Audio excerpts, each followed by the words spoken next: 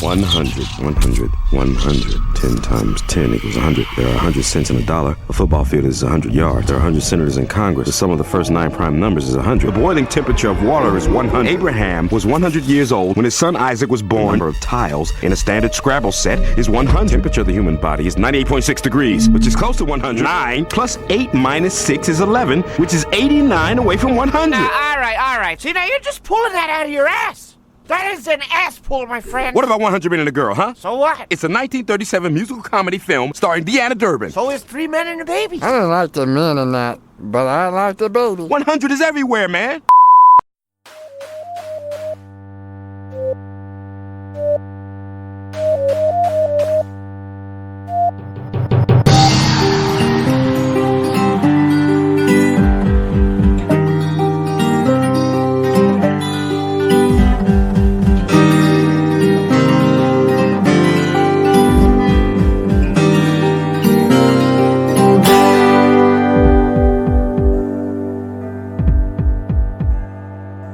Cinemoddities! Late night movies with Rob and Zack. This is a podcast about cinematic oddities where we discuss any media that is too bizarre, abnormal, or off-kilter for contemporary audiences. Occasionally these projects gel. Most times they crash hard into the realm of obscurity. Join us as we delve into the cult classic swamp. I'm Hester. And I'm Shaw. Before we get into this, okay, how about this, Zack? We just throw a few out there to get the audience excited, but then we have some administrative business to go through. Hester Shaw. Old tech. Hester Shaw. Valentine. Old tech. Hester Shaw. Shield wall. Fang. Traction gang. Anti-traction league. Hester Shaw.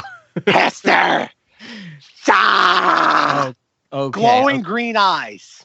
Hester Shaw.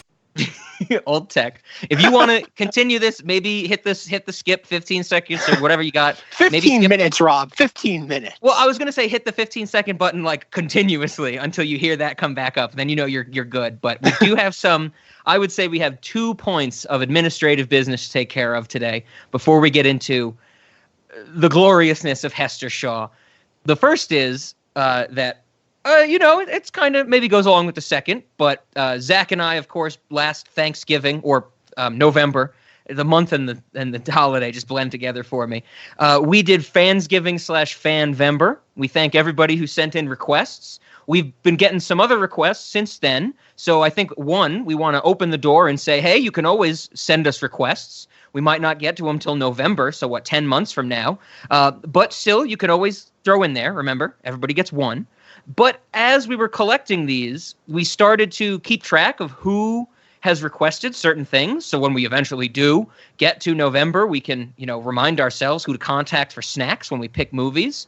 And there's one that we can't place. So if any of our listeners, if you remember requesting Trading Places from us, the Dan Aykroyd and Eddie Murphy movie, please let us know who you are through comment, through email, just so we can fill in the spreadsheet, and hopefully we'll get to that one day.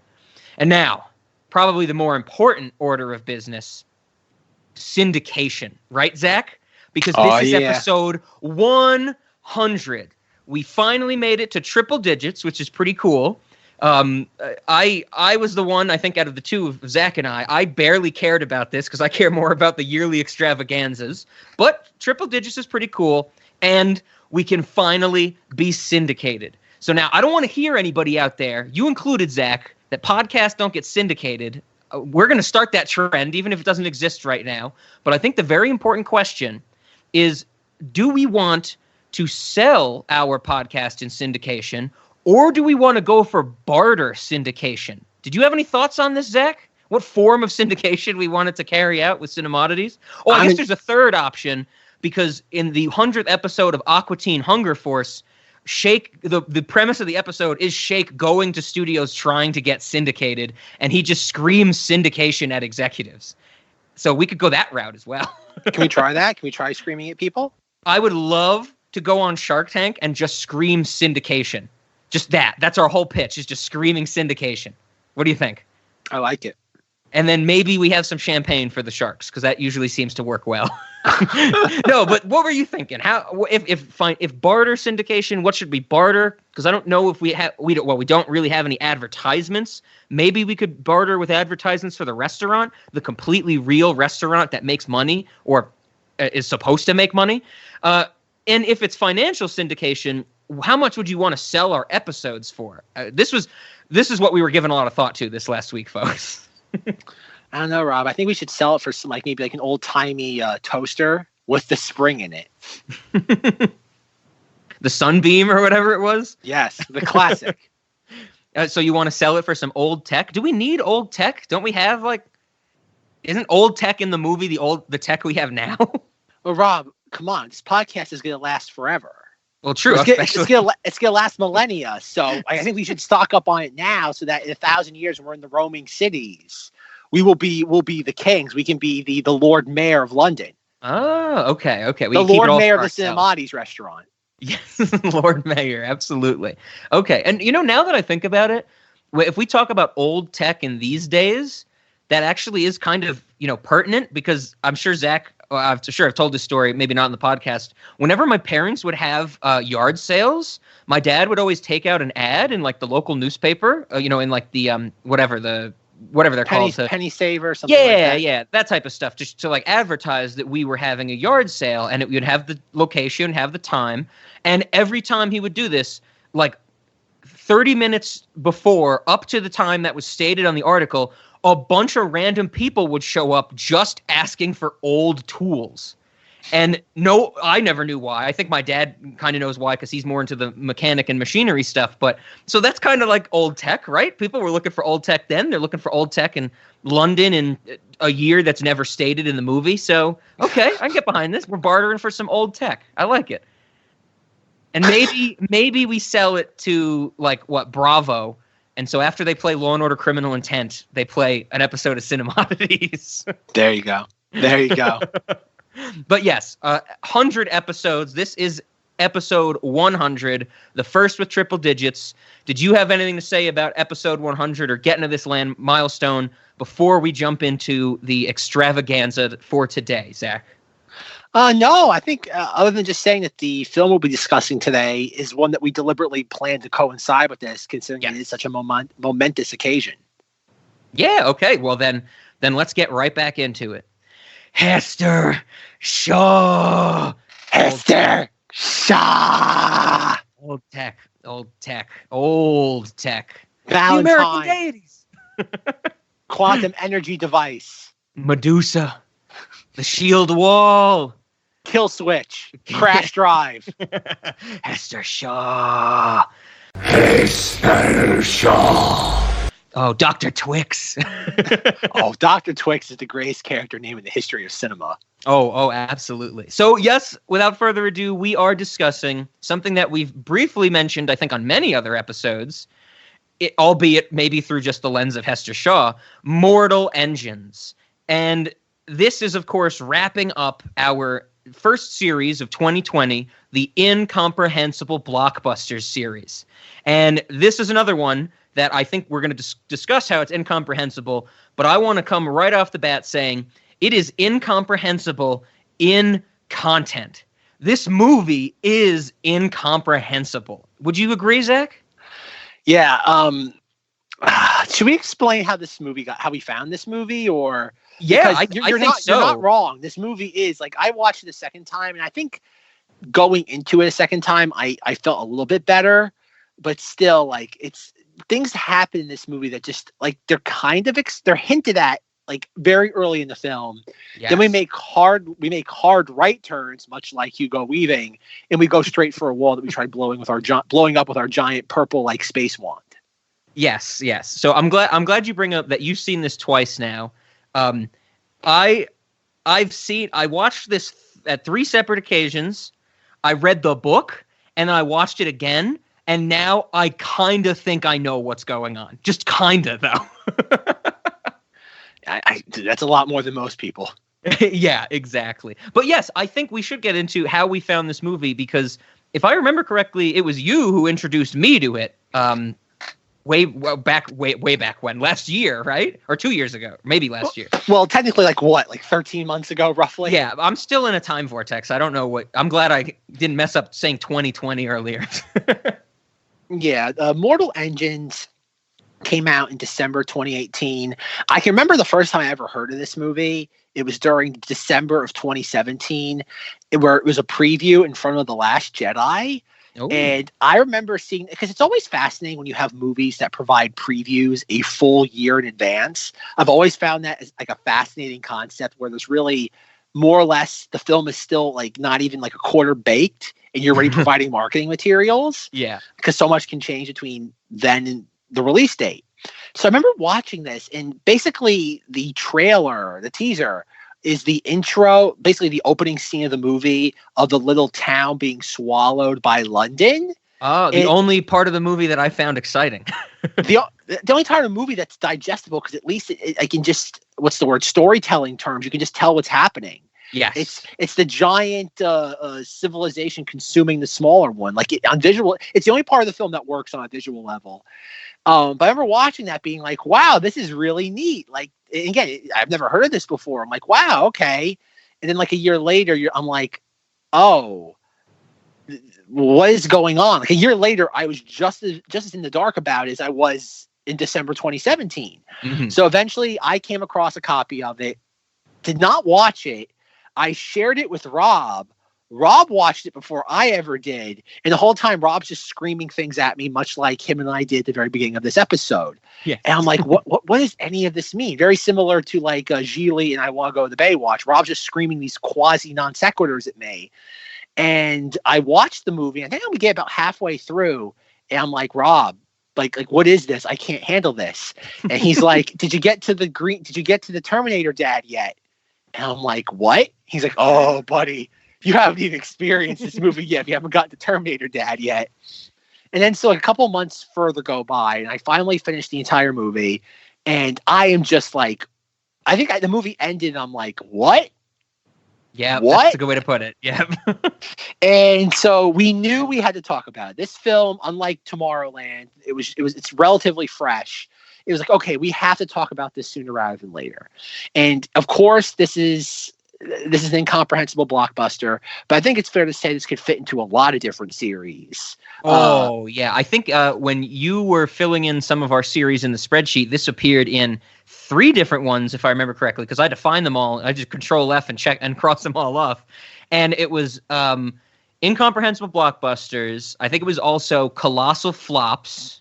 Mm-hmm. And there was one other I can't remember, but Colossal Flops is certainly at the front of my mind after the research I've done into this movie. I think it might have been also in failed blockbusters at one point. Oh, okay. Yeah, that sounds right. Yeah, because we did that, was that March of last year? Maybe. March or April? Yeah, March. It was March because April was the Avengers Endgame experiment. Yeah, and I think it just came out on Blu-ray. I guess it just came out on Blu-ray in March, so that was my idea. Maybe we could kind of hit the ground running with it. But no, so yeah, Mortal Engines. I watched it a second time in preparation for this, and I got to like the third act once they like realized what's happening with the wall, and my brain, I guess, completely forgot about everything that was happening. Okay, sounds right. And I want to, even at the second viewing, at the very end of the film, I was still going, what? Yeah, it truly is incomprehensible. And like I said, I watched it 3 times trying to get a handle on it. The first time I had the same response as Zach. I think I was like, this is insane. I didn't understand anything that was happening except the Terminator dad part, which is still insane to me. It's the only part that, other than the beginning that we talked about, where there's like a little bit of a story that makes some sense, and then it just goes right off the rails again. I think the second time I watched it, I was trashed, and I barely remember it, and it was just kind of like visually stimulating. And then I watched it again because we were talking about it for some reason, and I was like, okay, I can crack this movie, and I still didn't. So when we finally decided we were going to talk about it, Incomprehensible Blockbusters, I was like, okay, here's what I'm going to do. I'm not going to watch it again until I've read the book that it's based on. And this is another thing I want to bring up. When Zach first shared this with me, he was like, this is crazy. I've never heard of this before. And I'm like, I've heard of the book. And he was like, there's a book? and I proceeded to tell them that there's actually 4 in this series of books. It's the Mortal Engines Quartet, as it's called, written by Philip Reeve. And then I think for the entirety of the year 2019, every time this would come up, I would mention the book, and Zach would act just as surprised as the first time I told them that there was a book. That is how incomprehensible this is. That wasn't acting, folks. I was genuinely, I'm like, I think even in the last couple of weeks you brought it up, and I'm like, there's a book? Yeah, I think and that last time I was like, God damn it, Zach, I've been telling you this every few months now for a year. Yeah, my brain cannot wrap itself around this movie. Yeah, and so like I said, I did do that. I read the book. So we'll get into a little bit, I think, when we discuss the movie, how they change from the book and how the book and kind of movie compare. And I think overall, I do want to say I don't like either of them. Now that I have some type of let's just make the audience clear on that. I have some semblance of what this movie and book is about. I have a little bit. I don't really enjoy either of them. And I think this is a good place to say most of my notes for the movie are me describing something that happens in the movie, and then a period, and then the phrase, fuck you, movie. Yeah, that's this movie. So okay. I'm not going to do this. I think what I was about to say, something that we have to do, just to keep our own sanity, every now and then, when things are getting a little too crazy, we should take a Hester Shaw break, right? A Hester Shaw break. Okay. Hester, and we just say Hester Shaw. We get it out of our system. That's a safe word. It's kind of like the meditation phrase. It's our mantra. Oh, okay. It calms us down, I think. I guess before we get into that, while I was reading the book, because we're going to talk about the differences now that I've read it between the movie and the book. But one thing that carries over from the book to the movie perfectly. Everybody loves this girl's name. It is said even more in the book than it is in the movie. It's crazy. And so I was coming up with like all these other names to call Hester Shaw. And I think the one that I want to point out, because I think you're going to like it too, it's a Star Wars reference. At a certain point, I started calling her Hester Jetster. But yeah, so we should have some Hester Shaw breaks. Hester Shaw, we just calm ourselves down. But I think the best place to start is just the background of this film, right? Because maybe it's not something Zach thought of, but after reading the book, kind of I see the movie now as squandered potential. Like, I definitely think they could have done something interesting with it. And hell, from everything I've read, they had great people behind it. They had the people who worked on Peter Jackson's team. It's directed by Christian Rivers in his directorial debut, which is probably some of the issue with it. But he collaborated on, Lord of the Rings, The Hobbit, and even Dead Alive or Brain Damage way back in the day. It was adapted by the people from book to screen by the people who did the Lord of the Rings. And even though Zach and I aren't big fans of those, that they have critical acclaim, and it seems a bunch of people like those. So, and it's a good concept too. And I think that's something I wanted to ask Zach. The steampunkiness, or as they call it in the book and the movie, the municipal Darwinism of traction cities. Oh, that's so freaking pretentious. It is pretentious, but there's something there, like cities eating other cities. Like that's an idea, at least. It might not be the greatest idea, but you could do something with that. Hell, as far as I'm concerned, it's better than, little kid's a wizard. Let's make 7 books out of that. I would take cities eating cities any day over Harry Potter. As I was watching this, I couldn't help but get that Harry Potter vibe. Oh, yeah. But part of that too, yes, Harry Potter gets boring after a while because it's just the same thing over and over again. You don't have to kill one person; you have to kill one person 7 times. Oh wow, okay. It's like J.K. Rowling was like, video games. The bosses have bars of health. How do I make that into a story? It's like, shut up. We've seen it before. Please direct all your Harry Potter frustration to Rob. Sorry, Mom. But at least Harry Potter has some level of charm, and all the actors feel like the actors are actually portraying characters. Sure. I think it should be noted that Mortal Engines is the first film in cinematic history that's ever cast cardboard cutouts to play the characters. Oh yeah. Everybody's unknown, right? Except Hugo Weaving, but like Hester Shaw and Tom Natsworthy are played by people that you never heard of, and when you click on their works, it's like 1 or 2 things. Well, that too, but at the same time, though, they have the charisma of a piece of cardboard. Absolutely, yes, yeah, and I guess that's kind of maybe the inexperience is where I was coming from with that. But no, you're absolutely right. They are just blank slates almost. And plus, every character in this looks the same. You have Guy McFace, and then you have quasi bad guy McFace, and then you have guy who works on the lower levels McFace. Oh, his name is Bevis. I don't know any of these characters' names are. I only know it from the book, so I'll try and keep you informed, Zach. But they are all Guy McFaces. But I love the fact that his name is Bevis. It's Beavis. Yeah, it's Beavis without the A, so it's Bevis. Bevis. Okay.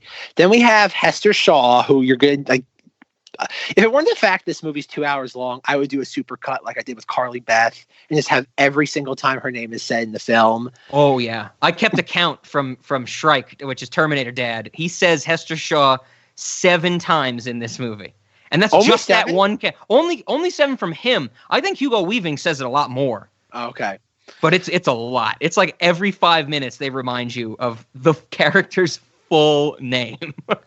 I guess that's one of my biggest complaints with this movie is that, like, yes, there's nothing to latch onto here. Like, this is a sensory overload. The movie. Oh yeah, that's all it is. Because everything pulling from different sources, like you said, Harry Potter. There's so much of the big epic, at the end, like the Lord of the Rings and the Hobbit stuff. You got so much Matrix involved here. Oh hell, when Anna Fang shows up, the anti-tractionist in the red suit with the ship. Like it's so weird. She comes on a seat and her first line is, "I'm 19 years too late from the Matrix. Does my outfit still work?" She's wearing the same glasses as Niobe from the Matrix. It's ridiculous. I know. Oh my god! Even at the end, we have some Star Wars. So we have a trench run. Oh, yeah. It's like this is. Oh my god! The problem though is, like, I think I've made it loud and clear on this podcast. I love big spectacle movies that like bomb or just incomprehensible. Oh yeah. This might be the one that breaks me, because as I was watching this at the end, I'm like, I never want to rewatch this again. Like, there's nothing of substance here. Even like certain parts of it, like do we want to try to break down the plot, or should it just be like everybody wants, like, Hugo Weaving wants to kill Hester Shaw? Yeah, Hugo Weaving wants to kill Hester Shaw, and he wants to destroy the wall. Excuse me. Yeah, so the main bad guy's motivation is he runs London to some extent. Hugo Weaving is Thaddeus Valentine, runs London to some extent, and he doesn't like that there's anti-tractionists, which are just regular cities that don't move and don't eat other cities. He doesn't like that. And what he wants to do is he wants to break down the shield wall to get into where all these cities are to eat them for resources. So that's his motivation. Hester Shaw is angry at him because he killed her mother because she was an anti-tractionist, which the movie does not make clear in the fucking slightest. No. In the movie, Hugo Weaving kills her name. So Hester Shaw's mother is Pandora Shaw. Yeah. Okay. That almost killed me. I heard that. And I'm like, I guess we should say that every character in this story or movie is like YA, like dialed up to 1,000%. Oh yeah. Every character's name is like, it's like Bella Swan. It's like every character's name has to be whimsical and cute and has a cute little flourish to it. Mm-hmm. And I'm like, kill me. Thaddeus Valentine. What's the daughter's name? Catherine Valentine. Yep. And then Tom's boss at the museum, who is not a character in the movie, his name is Chudley Pomeroy. Oh, Jesus Criminy.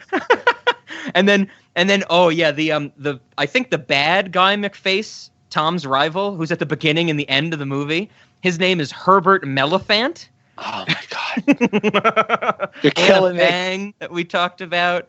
The mayor is Magnus Chrome. Oh, that's the thing, Lord. It's like, yeah, again, this is one of those movies that, like, I kind of want to beat up if it was a human being. But, like, the part I knew I was going to hate this, and I guess we should go even to, like, the first time I watched it, is that we have the part where we have Hester Shaw, and she has her cute little, like, periscope, or what do you want to call it, telescope, and she sees London coming. She's deliberately, like, trying to get on the slowest one, like the whatever you want to call it, town. Yes, so she can like it's Salt Hook is the name of the town in the book. Of course it is. Which for no reason they changed to Salt Zakin in the movie. Like, why change that? Why make it more confusing when it's only going to be said once? Yeah, I know. Fucking hate it. Fuck you, movie. Yes, exactly. I agree with that sentiment wholeheartedly. Because then, like, we have Hugo Weaving, like, we see a control room, and they're piloting St. Paul's Cathedral, which is the only building that survived the 60-minute war, which I can't believe we almost forgot this, Zach. This movie crams so much into its 2 hours that there's narration over the studio logos as soon as the movie starts. And it's the setup of the whole universe. Shrike, the Terminator Daddy, describes the entire end of the world in like 45 seconds as the Universal Studios logo plays. Fuck you, movie. All right. Yes. Again, I agree. But the part that again, maybe almost certain I was going to hate this is that we have Hugo Weaving in the control room chasing down the Saltville, and we have we hear a sound, and it's like a trumpet. Lord Mayor on deck, and we have this pompous bald asshole come out being like, "What is it, Valentine? We have 70 millitons of salt. You call it your lordness." And it's like, fire the hooks. And I'm like, oh my God, kill me. It's like, it's one of those ones where I wanted to die. And that's like the first 5 minutes of the movie. And it somehow only gets worse from there. Oh yeah. And that's the thing. They try and cram so much into this, but it's not like, it's like breakneck speed. It actually gets boring at certain parts while they're still trying to cram more information into our faces. It makes no sense. Yeah, like there's like, this is one of those movies I feel like, even though it's nowhere near as like just like bizarre as Gigli, I could name moments of this, like things that happen that make no sense in the movie. Cause like the Saltville gets like sucked up by London. Everybody cheers, and I get it. They're trying to be clever. The whole idea of the homogenization of small towns and stuff that gets swallowed up by the big cities. Mm-hmm. And we have all the people in London cheering, and at one point, like the curator of the museum's like, as if they've never seen like what's he call it, an acquisition before? Yeah, something like that. It's madness out there. You'd think they'd never seen a chase before. Well, it has been a while, sir.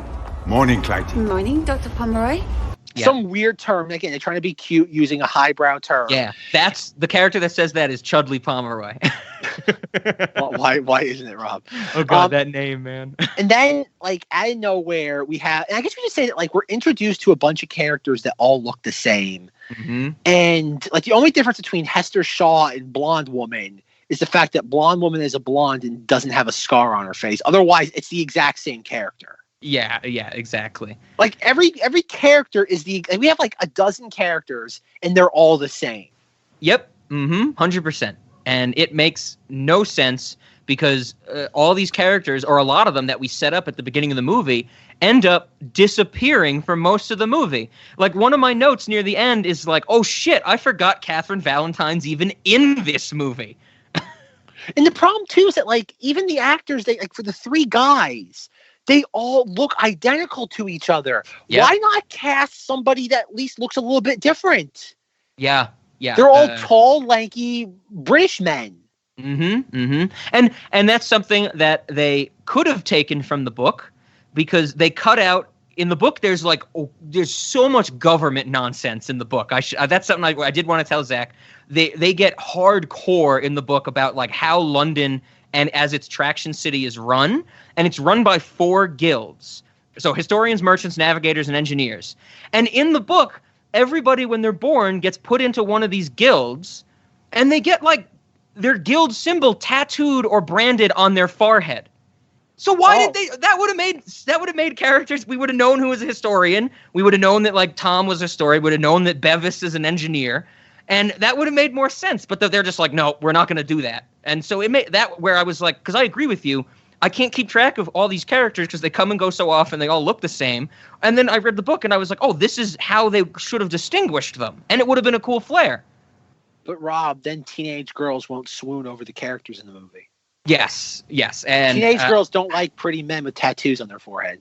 Yep, and I think this movie just took a hard stance at saying, you know, even though we're going to cast beautiful people as our actors, we need to make sure their face is as least obscured as possible. Because one of the things that stood out to me, like, wholeheartedly, and apparently to everybody who is familiar with the book, because when I did some research and you Google, like, you know, differences between book and movie, Mortal Engines, this is the first thing that comes up. In the movie, Hester Shaw's face is a little scarred. Like, she's got, like, a scratch on her face. In the book, her face is fucking mangled.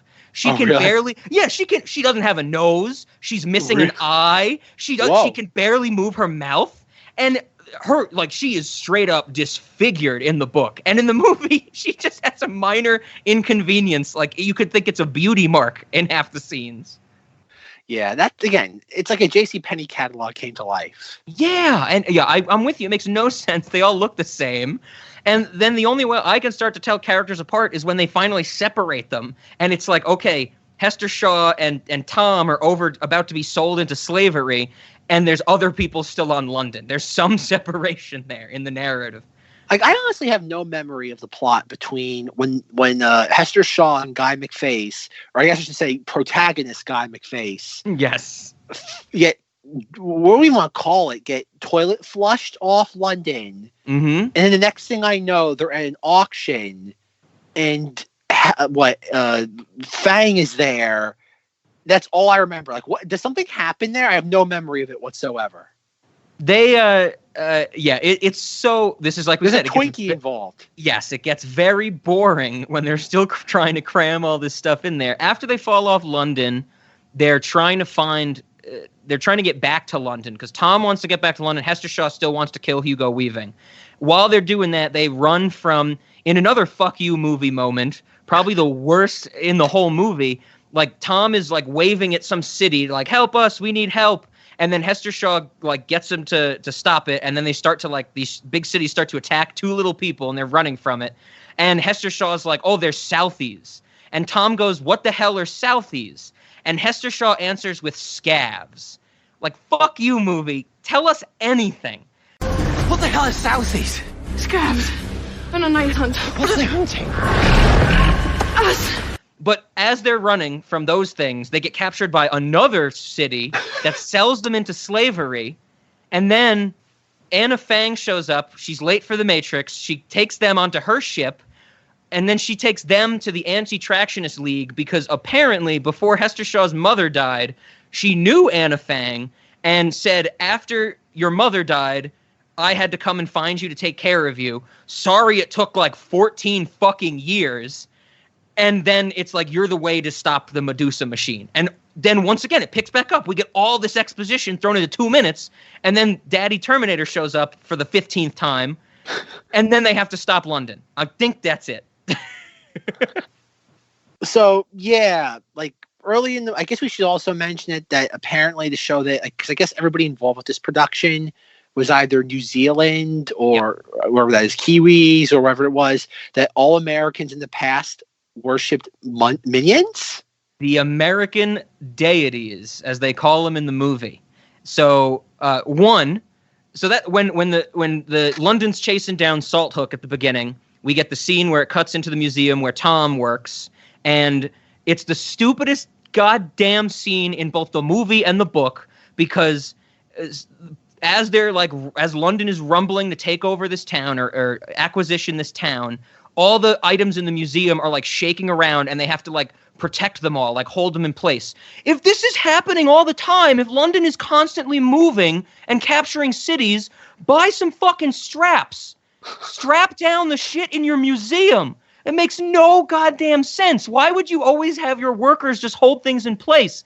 But yes, the minions are shaking. All of our characters run over and hold them and they go, oh, we almost lost the American deities. In the book, Zack, they are not minions. Oh. They are Mickey and Pluto. But then since this was not a Disney movie, they could not use Mickey and Pluto. And they even describe them as the animal-headed gods of lost America. Which is more, when I read that in the book, I was like, that's more appropriate, you know? Like, Mickey is the god of America as they're concerned. But minions, That's another fuck you movie moment. Well, again, yeah, like you said, it's because Universal made this, and at least that's applicable because again, years ago, the Minions were the biggest thing on the face of the earth. So Well, buy some straps. Like, why is this not strapped? This is the stupidest thing to me. The museum's not even on the bottom tier. The museum's like in Top the tier. one of the higher class areas of London. So what? Every time London turns, they're losing objects from the museum. It makes no sense to me. I hate it.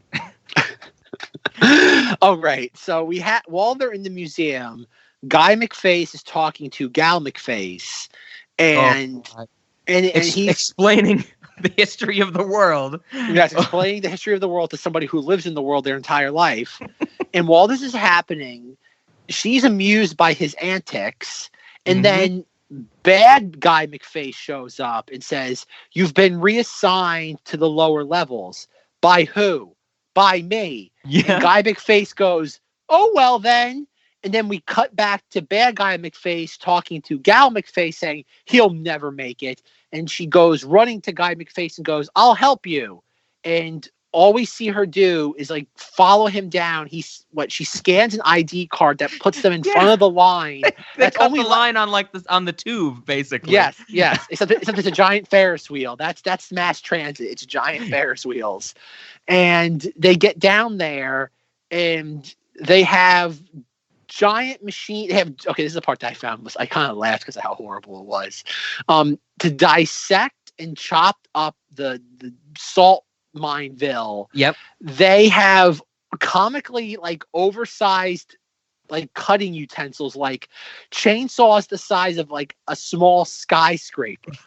Yes. Like it's legit like a chainsaw on like a little wand that's the size of a mini skyscraper. Yeah. It's all those scenes with that stuff. It looks. I do not like the look of this movie as a whole. Some little bits and pieces I find interesting, like that opening scene, but all that stuff with the, when you're showing how London is like taking apart this town that they ingested and they're stripping it for resources. It's like a video game cutscene. It does not look appealing. No, this movie is very aesthetically unappealing. Like there's nothing, unless you were really into that like steampunk look. Yeah. Which is maybe like 0.00001% of the world. There's a good chance you're going to be repulsed by this. Oh, yeah, absolutely. So that whole scene, I have so many fuck you movie moments. When Tom and Catherine are talking and he's giving the whole history of the world, he's like, it's like old people. So in the movie, it's quantum energy that destroys the world in the 60-minute war. In the book, it's nuclear weapons, which makes way more sense. Like Medusa is totally independent of the 60-minute war in the book, but he's describing this to Catherine, and Catherine like says in the stalest way possible, "How could a society with such technology be so stupid?" And I'm like, I get it. How can a society so advanced, so scientific, be so stupid? I'm more stupid than people today. They just had far worse weapons and far more sophisticated control systems. And then they go down to the the intake part where Tom has to go search through Salt Hook's remnants to find stuff for the museum, and we get the big shot of all the people from Salt Hook like being funneled into London, and we get like what the banner or like the sign says, "Welcome to London," and it's all very drab and dreary. And you can clearly hear that there's some announcement going on in the background. But for the entire scene, it's all unintelligible. You can't hear what they're saying until the last line when like they just crank up the audio on it and you very clearly hear, "Children may be temporarily separated from their parents." Yeah. Fuck you, movie. Yeah. Like, fuck you. I get enough of this shit in Law & Order SVU and I hate it. I don't need it in this. Failing to follow instructions. No weapons allowed. You cannot do this, stupid. No weapons. For inspection. Be aware, children may be temporarily separated from parents. Yeah, they thought they were being clever. Oh God, that's a good. That's our pull quote for the box. They thought they were being clever. Oh my God, yeah, I heard that too. And like, and it's just everything about this movie is bad. Like, this is one of those ones where like this is kind of like made to order for me, and I watch it and I'm like, I guess there's only two tragedies in life: not getting what you want and getting what you want. Yeah. And this is one of those, because like even like we see Guy McFace and he's digging through the piles and he's like, Mr. Engineer, you almost crushed this the toaster. The Sunbeam toaster, yep. And it's like, I can't believe you would have done this. You should be reported for this. And you lost the knob. Yep. Stop! No, stop! Stop! That is a Sunbeam TA200. That's a classic radiant controlled double slice toaster with automatic bread ejection. Like, we have to. And you've lost the knob. And then out of nowhere, despite the fact that Hugo Weaving is like second in charge of this entire like contraption city locale, he's inexplicably at essentially, imagine if the president of the country hung out at Ellis Island in the 1920s. Yeah, that's what it is. That's what it is. And he's down there and he's doing the thing where like, Guy McFace, you know what it is. We'd be honored to have you on the higher ranks. Well, really, so he's doing his Tiny Tim impersonations again, dialed up to 11. Mm-hmm. And out of nowhere, Hester Shaw sees Hugo Weaving and starts like having like the inner monologue being like, I will do this to like avenge my mother. And she pulls a dagger. Like, did they ever show, because we see her hiding the dagger when she's going through the checkpoint, but do we ever see where she ends up hiding it? I think it's on like her leg, like her boot strap or something like that. Oh, I thought that's where she originally had it. Then she puts it somewhere else. Oh, yeah, it could be that she moved it. Yeah, I'm not That's sure. what I thought, because we see her put it like in her ankle like slot. Yeah, then she takes it out, and then we never see what she does with it. And then she just has it again. Yeah, sure. Sure. And then she goes up and she's like whispering her like murder thing to Hugo Weaving. She shanks him. Like in the abdomen, like legit, like not just that she kind of nicks him, she plunges the dagger into his abdomen and runs away. Or technically, she stabs him, but Guy McFace stops her. Even though he gets in the way or something, and that and calls attention to it. So then she starts to run, and he chases her. But she stabbed him though. Yes. Oh, yeah, wholeheartedly. Like full blade. The blade went all the way in, it looks like. So what was she going to do? Just like, again, gotten what? Maybe a couple more stabs, and that's it? Like, she had her shot. She clearly missed vital organs, or this world is one of those ones where medicinally they can cure anything, because he gets stabbed in the abdomen, goes chasing after them, and is 100% fine. And then later in the movie, we see him with a though his wound is patched up, but it's legit like covering his entire torso, the bandage, and he's going right back to work. Yep. Yeah. Absolutely. And it's never explained how he's able to somehow survive. Never mind, immediately recuperate from like an 8-inch blade going into his abdomen. Mm-hmm. Oh yeah. It makes no sense. There's a little. It doesn't really make sense in the book, but they do kind of talk about her plan, because in the book, Terminator Daddy is not in prison; he's in London. So her whole plan is she's going to kill him, and then no matter what happens to her, Terminator Daddy's going to come get her and turn her into a machine, which we'll get to. All right. Okay. But yeah, in the movie, she just runs away. She just runs away in the movie, and it's like, what was that? Was that your plan? You know, someone screamed and said, "Hey, stop that person who just stabbed the head of London," and she's just done. Like, what? Yeah, we have that, and they have a chase through the bowels of London. Yep, video game cutscene, hardcore. Then she goes down the giant like toilet, and then Hugo Weaving's talking to Guy McFace, and right before Hester Shaw falls down before she gets flushed, she's like, the Hugo Weaving murdered my mother. And he's like, what? And she lets go, and she gets flushed. And then he's like, Hugo Weaving, this random person just randomly stabbed you, told me that you killed her mother. Is this true? and instead of Hugo Weaving saying, what? He pushes Guy McFace down the toilet. Yep. And yeah, it makes no sense, because he's like, this one guy, so Hugo Weaving's the head historian, and he's like second in command of London. He clearly has power in this community, in this city, and then he's just like, okay, I have to kill this dude, or thinks he kills him to get rid of it. And it's like, just talk it away like you do to your daughter 2 minutes later. That's what I mean. It's like the daughter pretty much asked the exact same question, and he's like, "What?" Yeah. Oh God, that scene is so stupid because Catherine's like, "Daddy, like, who was that girl? I don't know, some anti-tractionist." And then he's like leaving, and he's just like ranting, and he's like, "I'm not gonna let Hester Shaw or anyone stand in my way." And she goes, "What? Who's Hester Shaw?" And I'm like, "Why would he accidentally name drop her? That makes no sense." Yeah, I know. Yeah, I mean, like, there's so much of this movie that's just contrivance after contrivance. Oh yeah, and while we're on the scene where he's running and Hester Shaw's running, I love the fact that we get to see some of the law enforcement from London chasing after her as well. This is so many years in the future, but the law enforcement of London are still English bobbies. Yes. I loved that. That's so dumb. Yeah, they look like cartoon characters for the most part. Yeah. Oh yeah, absolutely. Oh God. And so that's the kickoff to our plot. That's what gets Tom and Hester together on their adventure back to London, which turns into an adventure to destroy Medusa and stop the destruction of the shield wall. which barely gets mentioned until the third act. Well, we do see, like, very, very early in the film when Gal McFace is with Hugo Weaving, and she's looking at his desk, and there's like a blueprint that says, like, the wall, and there's a giant, like, X through it. And that's the only, like, establishing narrative, like, thread for the wall. That's it. They try to set up so much stuff in this movie, but it's literally like they're cramming so much in there. It's like if you blink, you miss it. Because there's even like we see like a wanted video for Anna Fang calling her an anti-tractionist at the beginning, which I did not notice until the fourth time I watched this movie.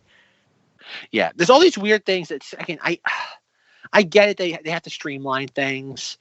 But at the same time, it's like to the detriment of the overall film. It's like, what's the point of putting all this stuff in the film if no one is going to be able to recognize it? Mm-hmm. Exactly. They're just like, okay, go with it. You know, when in the third act, when Hugo Weaving just starts screaming, "We will destroy the shield wall," just go with it. Just buy it.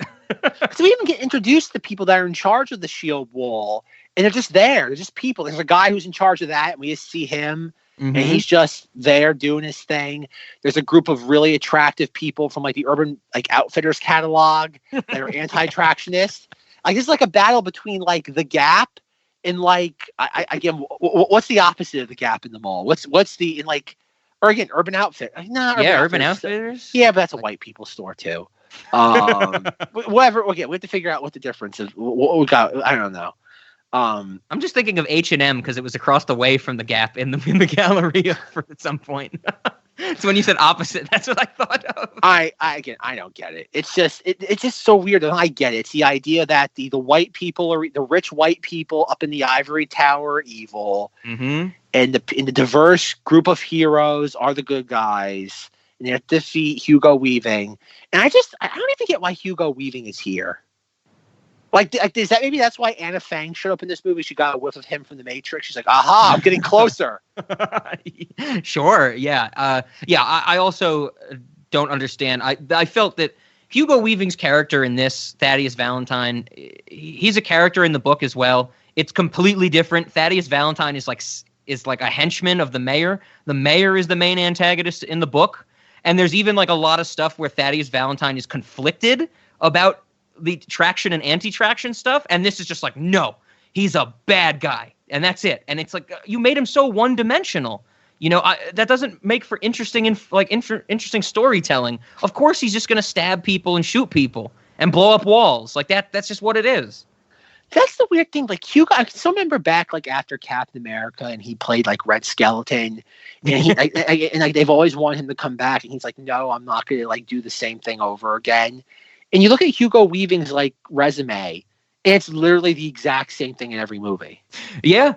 I have to say I agree with you completely. I do like Hugo Weaving, but he does his shtick. You know, he's always got that little bit of evilness to him, whether he's a good guy or not. You know, I'm thinking of like Agent Smith. He's doing his shtick in The Matrix. He's doing like the good version side of that in V for Vendetta, and he's got a shtick and he's good at it and he runs with it. But in this movie, it's like they just boil it down so you can't even, like, there's nothing to grab onto. He's just bad villain man, and it's lame. In the Lord of the Rings movies, what does he even do in that? Oh, he's Lord Elrond. Yeah, He tells doesn't he tell the hobbits that they're stupid and they can't do anything, and then the next immediate scene he's like, "Okay, hobbits, you have the most important job in the world." I've never seen any of those, so I have no idea. Because he's Megatron in the Transformers movies. Oh wow, I forgot about that. Which makes perfect sense. Yeah. Oh my God, Rob, he's in Legend of the Guardians, the Owls of Ga'Hoole. Oh God. Okay, I know what I'm rewatching tonight. Because pretty much his character in this is the same character he's even in Cloud Atlas. Well, he's like a million characters in Cloud Atlas, like everybody. But that's what I mean, though. It's the same exact character, though. He's just bad guy. Yeah, you're absolutely right. And he's not getting tapped into appropriately, especially in this movie, which is so one-dimensional, his character and throughout. It's a bummer. Cardboard cutouts, like we were saying, you know? That's what's so weird about this movie. Like, I don't get how you spend, like, how much does this movie cost? This movie costs around $100 to $150 million, yet you literally fill it with the most boring actors on the face of this earth. Yep. Maybe why don't you tone down the special effects by just a little bit and cast actors that actually, like, know how to perform? And I'm not even sure if it's their fault. Like, I haven't seen any of these actors anywhere else. Yeah. Like, I know I should be pointing out that I bought this as a Black Friday title. Yes. And I think I got a text of the picture from you, right? Was that? Yes. Okay. Yes, and Best Buy tried to scam me. That's right. The repackaged one. Yeah, I might get into that depending on how much mileage we get out of this episode. Do you think that was Best Buy getting back at us for switching all the Ghost Rider and Ghost Writer boxes and DVDs back in the day? Do you think they were keeping that in their back pocket for you? Have we ever told that story before? I don't remember. Okay, we have to tell this story now. Back. Yeah, this is our Hester Shaw break number 1. Hester Shaw. All right, back in the summer of 2010, Rob and I, this is after high school, this is part of that summer. One of the films we saw, like in June, was The Ghost Rider, the Roman Polanski film starring Pierce Brosnan and Ewan McDonald. Good movie. I still like that. Yes. And we saw that, but however we saw it, it came out on DVD that same summer. And it came out like in August. And so it was a new release. So what Rob and I did was we took it's like with DVDs, they still kind of do it, but they don't do it for DVDs, they do it for Blu-rays now. But back in the day, they would have the DVDs and they have a slip cover, which is like a little cardboard thing that slips over the movie that they do for like the initial print run. And so what Rob and I did was we switched all those for Ghost Rider with the 2007 film Ghost Rider starring Nicolas Cage. Yep. With our goal being that someone would buy the Roman Polanski film and they would get the Nicolas Cage film. Yes. We don't know if that ever happened. We don't know if this was ever undone. But as I've said for many years, the best type of prank is the prank that you do and distance yourself from, and you never really know if it worked or not. I love that. Truly ambiguous. Neo-realism, I think that's called in some case. Yeah, I can only hope that it did happen. That somebody because the thing about those, it's not like somebody genuinely took the DVD out, put it in the player, and they're like, "What is this?" Like, I don't think it ever got that far. But at the very least, they made it home, and they're like, "God damn it!" Yes, that's another trip to Best Buy I have to make now. You would have to assume, right, that somebody bought at least one copy of that. The only thing I can think of is that somebody either made it to the register and somebody caught it. And they're like, and whoever was behind the cash register was like, wait, this isn't what it's supposed to be. Yeah, when could be. Yeah, because I don't remember for those cases, but I know some DVD slipcovers I've seen, the UPC is not on the slipcover. There's a little opening for the UPC. So it could have been, like you said, the cashier scanned it, looked at the register, looked at the case, and was like, these are not the same movie, type of thing. Unless it said Ghost, they shortened it, so it said Ghost R for Rider and Ghost W for Writer. Yeah, that would make it harder to catch, yeah. And that's the only thing, at the very least, someone had to have caught the mistake, unless they're still sitting in a warehouse somewhere. Because, think about it, somebody, this is the only part of this story that I'm pretty sure happened, was that at some point, some Best Buy employee got told by their manager, Somebody switched all the covers for Ghost Rider and Ghost Rider. You have to now go and switch them all back. One thing we know for certain is during the summer of 2010, some poor Best Buy employee in upstate New York had to go through every copy of Ghost Rider and Ghost Rider and switch them back. That had to have happened. Somebody caught it at some point. We don't know the furthest extent it went until somebody caught it. But somebody eventually did, and somebody had to go fix it all. That's what we know for certain. And that's what have been the fun part. We just sit there for the rest of the afternoon just waiting. Yeah. You check the police blotter, and it's like 2 local boys in Poughkeepsie, New York got arrested for chuckling and giggling in front of the new release DVD rack at Best Buy. We have mischief, public mischief or something like that. Mischief acts by a youth. But yeah, that's a thing that we did, folks, roughly 10 years ago. Yeah, and now you're getting payback because they tried to sell you weird repackaged Mortal Engines. They're keeping their eye on you, Zach. Isn't there another movie out there? Because I've always thought about like what would be the equivalent of doing that today of Ghost Rider and Ghost Rider. Ooh, I feel like there was something we were talking about like a year ago, right? Something came up. So it has to be something because I know. Isn't there another movie series called like The Mortal Instruments? Oh yeah, Mortal Instruments, Mortal Engines. Yeah, okay. Because I've always wanted to do this, like kind of the equivalent of Ghost Rider and Ghost Rider. We swap out the boxes for the Mortal Instruments with the Mortal Engines.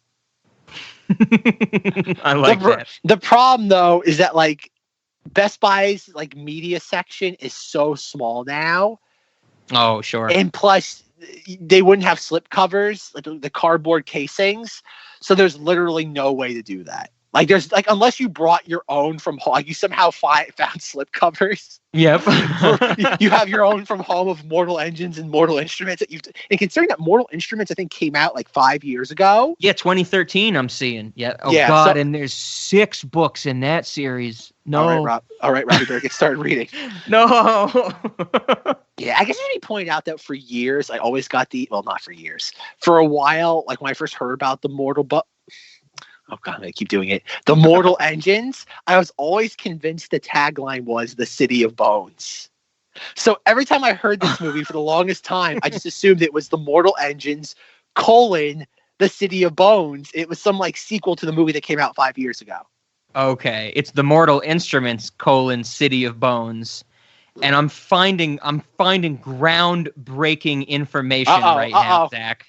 The person who plays protagonist McFace, Tom Natsworthy, in Mortal Engines is named Robert Sheehan, and he is also in the Mortal Instruments. God damn! He plays Simon Lewis. Of course, Rob. Of course. When he's not too busy playing Tom Natsworthy, he's playing that character. I'm just imagining him talking to his agent. Okay, what's the next project with the word mortal in it? I need to be involved. I like how his Wikipedia page. It's like he stars in blah, blah, blah, as well as as film roles such as Tom Natsworthy in Mortal Engines and Simon Lewis in the Mortal Instruments. Oh, God. There should be an LOL after that sentence. Yes. Oh, Jesus. I like how his like picture on Wikipedia is essentially like his Urban Outfitters like dummy mannequin picture. Like I'm pretty sure it's not a real person. I just pulled it up. Oh my God. Yeah, that is some. Yeah, that looks like a Madame Tussauds wax sculpture. It's not a real person. Absolutely. Yeah. Rob, is there a possibility that like that's what they used in this movie? They just got like wax figures. They used some sort of like voodoo magic and brought them to life. I was gonna say CGI. They CGI'd some wax figures. Is there a possibility? Because I think it is. It could be. That would explain why no characters can react to the others in an appropriate way. Yeah, because there's oh my God, it gets worse. He has more pictures and it gets worse. I guess I should point out that Tom Natsworthy has not acted in other films since Mortal Engines. Okay. He's waiting for the sequel. What's the name of the second book? Predator's Gold is the second book. Oh, Jesus Christ. And then Infernal Devices is the third. And the fourth is A Darkling Plane. What the fuck? And I didn't even mention there's then Philip Reeve wrote prequels called Fever Crumb. Like crumb as in like I ate things and it left crumbs. Fever What? Crumb. That's the prequel to Mortal Engines series that explains more about how the steampunk cities came to be. Fever Crumb, A Web of Air, and Scrivener's Moon. this dude What the hell? Comes up with names the way that they write like Family Guy cutaways. Pulling names out, pieces of paper out of hat. It's not even a good, like, you know, I think we've made it like a running joke on Cinemoddities that we love sequel titles. Predator's Gold isn't even a good sequel title. No, yeah. Mortal Engines 2, Predator's Gold. Like, that's not fun. That's just dumb. Yeah. If anything, Infernal Devices is the only one that fits with Mortal Engines. That should have been the second. Yeah. I don't know what the hell a Darkling. Well, I didn't read books 2, 3, and 4, but I did look into where the story goes. So we'll do that at the end when it's revealed who the true main hero of the entire series is. I think Zach's gonna lose his fucking mind. Related works: Fever Crumb, Traction Codex, Bleak Midwinter, Night. What the? Philip Reeve, what are you doing? God, Lord, like, what's the opposite of like cocaine? Like, that's what this guy was taking when he was making all these. I think he was like using a Ouija board to come up with some of these. I was gonna say he took some Prozac and just fell asleep on the computer, and that was his method to writing. But oh god, yeah, the names. I guess while we're on the topic of names, it's only said once in the movie, but Anna Fang's ship that they get rescued on, it's called the Jenny Hanover. It has a first and a last name. Jenny Hanover. Okay, you brought real quick. You brought up the part of the ship. There's a moment in this film, rather late in it, where Fang is piloting the ship and she gets out, and Guy McFace and Hester Shaw are there, and she turns around to Guy McFace and goes, "Take care of her." Yep. And she gets out and like does like one of those like she does a badass moment, like she leaps out of the ship like backwards or something. Mm-hmm. It's like, yeah. And I'm like, is she saying take care of the ship or take care of Hester Shaw? And I'm like I don't get it. It's like, is it because we hear, like you said early in the film, she's like, "Oh, I'm here to protect Hester Shaw." Yes. But then like her ship is her like prized possession. Mm-hmm. And I'm like, which one is it? I'm like, yeah, nobody knows. Nobody knows. The filmmakers don't know. The author doesn't know. The actors certainly don't know. I also love the fact that Tom can pilot ships. The sole reason the movie gives that Tom is able to pilot ships so quickly is because when he was a child, he was interested in becoming a pilot. Yes. That's it. Like, nothing in this movie makes sense. We should. I think just as we haven't made that clear at this point, literally nothing. Like, you watch this movie, and you're confused the entire time, and not even like good confused. It's the worst kind of confused. You're just sitting there like, what is like? You feel lost. It's kind of like, imagine being on like a motion simulator for 2 hours. Yeah. Oh, that's in. I was gonna put this more towards the end, but I think you hit the nail on the head. My favorite review I found of this movie, or quote from a review, someone named Tim Roby from the Daily Telegraph described this film as a mechanical, soulless, dystopian theme park ride to nowhere. Yes. And that sums it up perfectly. It's soulless, it's mechanical, dystopian, and it goes absolutely nowhere because you have no concept of what's going on. It truly is incomprehensible. Yeah, it's like it's amazing. Like, you have that much money, yet nothing clicks in the movie. Yep. Yeah. Outside, and even the spectacle kind of falls flat. We don't know what we're looking at half the time. We got giant city that's on treads. We have like small, like a snake-like little miniature cities. Mm-hmm. We have these weird little shanty towns that can somehow all combine with each other, yet they can immediately just like disconnect. We have airships. We have airships in the sky. We have floating weird, like, oh god, scarab-esque floating prisons. Like, what is happening? Azkaban. Yeah, Azkaban. Floating mobile Azkaban. Yes, we have walls. Like I don't know. Like, this is. I don't know how you have this much imagination and money and get nothing out of it. Yeah, I think that's exactly what I was saying earlier. After I read the book and looking at the lens of this movie, like, it's squandered potential. Something should have worked, but it's crazy that nothing did. It blows me away. Think of all the starving children you could feed with the budget of this movie.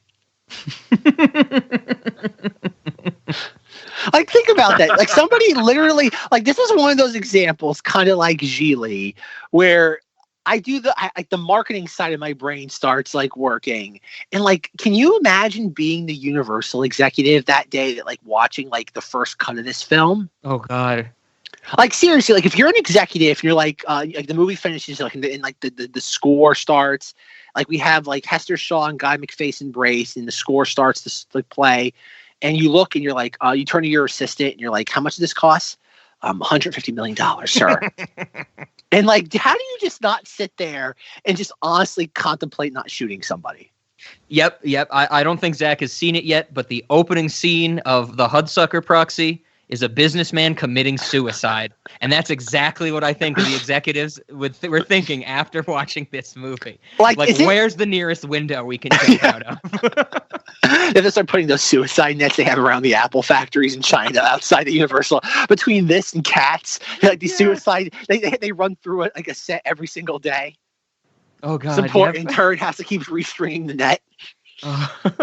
Like, seriously, like, how do you look at this and just not like, if you're like a shareholder of like, I guess what, a Comcast, how do you look at this and not just be like, Jesus? Mm-hmm. Like, everything like on this, like, even like I watched some of the behind the scenes features for this today, and I had to turn them off halfway through because of how boring they were. Oh God, I can't even imagine. Even the behind the scenes stuff is boring. Like, I watched two, like one of them wasn't even a feature. It was like it was kind of like what you would imagine they would play like in the pre-show on the thrill ride or like the theme park attraction for this, because it was like a 3-minute like faux infomercial for the Museum of London, and it's them like going through like all the stuff about like like all different technology over the years. But the problem is they're showing all these relics of our contemporary reality. Mm-hmm. Like, they show a PlayStation 2. They show like a Oculus Rift headset, and they give all these dates as for like when they were used, but the dates are all wrong. And I get it. God. And I get it. They're trying to be cute, being like, oh, they don't know when certain things happen. Yeah. They can't date them properly. Yeah, the filter of time. Yeah, you lose some information. Yeah, but at no point do they establish that's the cute little gimmick they're trying to get at. Like, at no point in this little faux PSA are they trying to be like, oh, we don't know when these things were done. They could have been from like 1,000 or like 10,000 years ago. Oh, so they'll be like, they'll show like a beat up PS2 and it's like 2384 AD. then they'll show like an Oculus Rift headset and be like dated 1874 AD.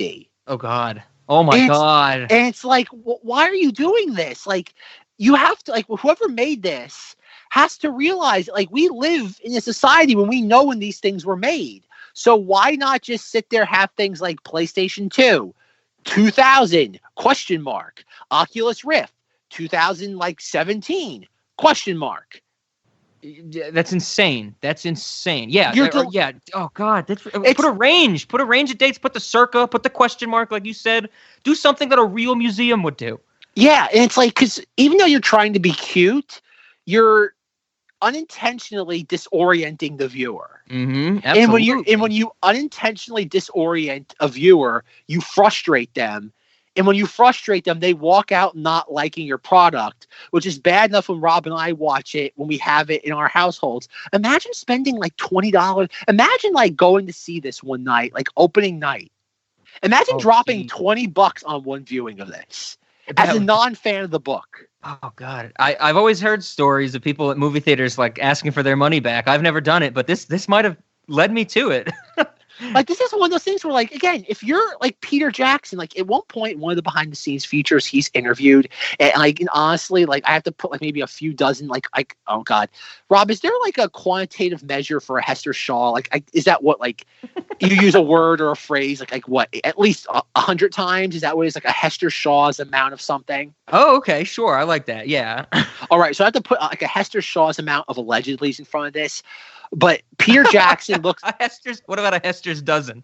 A Hester's dozen. Okay, it's like in the quadruple digits. There we go. I had to put a Hester's dozen in front of this allegedly, but like Peter Jackson looks like he's coked out of his mind. Like I honestly think he was in the middle of a bender and they're like, Mr. Jackson, we need you for this, because they're just like they cut to him and he's just like, so you have the shots where they're doing the thing, and cut to like Guy McFace actor being like, I liked it when I was on set because I got to wear a pretty costume, and I'm like, wait, what? What did Peter Jackson say? How does that fit into any of this? Sure. And it's like, I don't know how they got him attached to this, because like, I guess this is the same Peter. I guess Peter Jackson really is the current generation of George Lucas, where you have this guy that made this like truly phenomenal thing in cinema, and then he comes back and he has no idea how it worked. And you get this like mess of cinema where like Lucas came back with the prequels, and The Hobbit's very similar. Like most people, like the consensus, who knows how true it is that most people who like the Lord of the Rings films do not like The Hobbit. I have no idea how true that is. And then Peter Jackson would later go on to produce a bunch of things, much like George Lucas did, that nobody likes. Mm-hmm. And this is one of those things where it's like, I just don't get how anybody in their right mind could look at this and want their name attached to it. Like Peter Jackson should have been like, I want my name off this. Like, I do not want to be associated with this. Because I know even in my research I did for this, most people erroneously state him as the director of this. Yeah, absolutely. Like every single piece of marketing, even on the Blu-ray box, in big bold letters, it says from the visionary of Lord of the Rings, Peter Jackson. Oh, okay. Yeah, and I remember looking at like trailers and stuff after the fact, and that's his name splattered all over it. Absolutely. Yeah.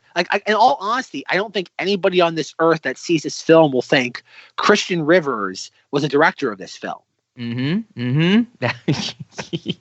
Talk about dodging a bullet. Yeah, absolutely. Oh God. Yeah, it makes no sense. It's crazy.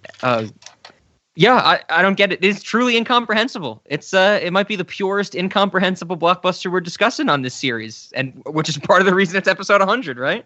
Like, I want people to realize, think about some of the weird stuff Rob and I have delved into on this podcast, and this is really the first time we are at a loss for words. I think about Cat in the Hat, Geely, yeah, elves.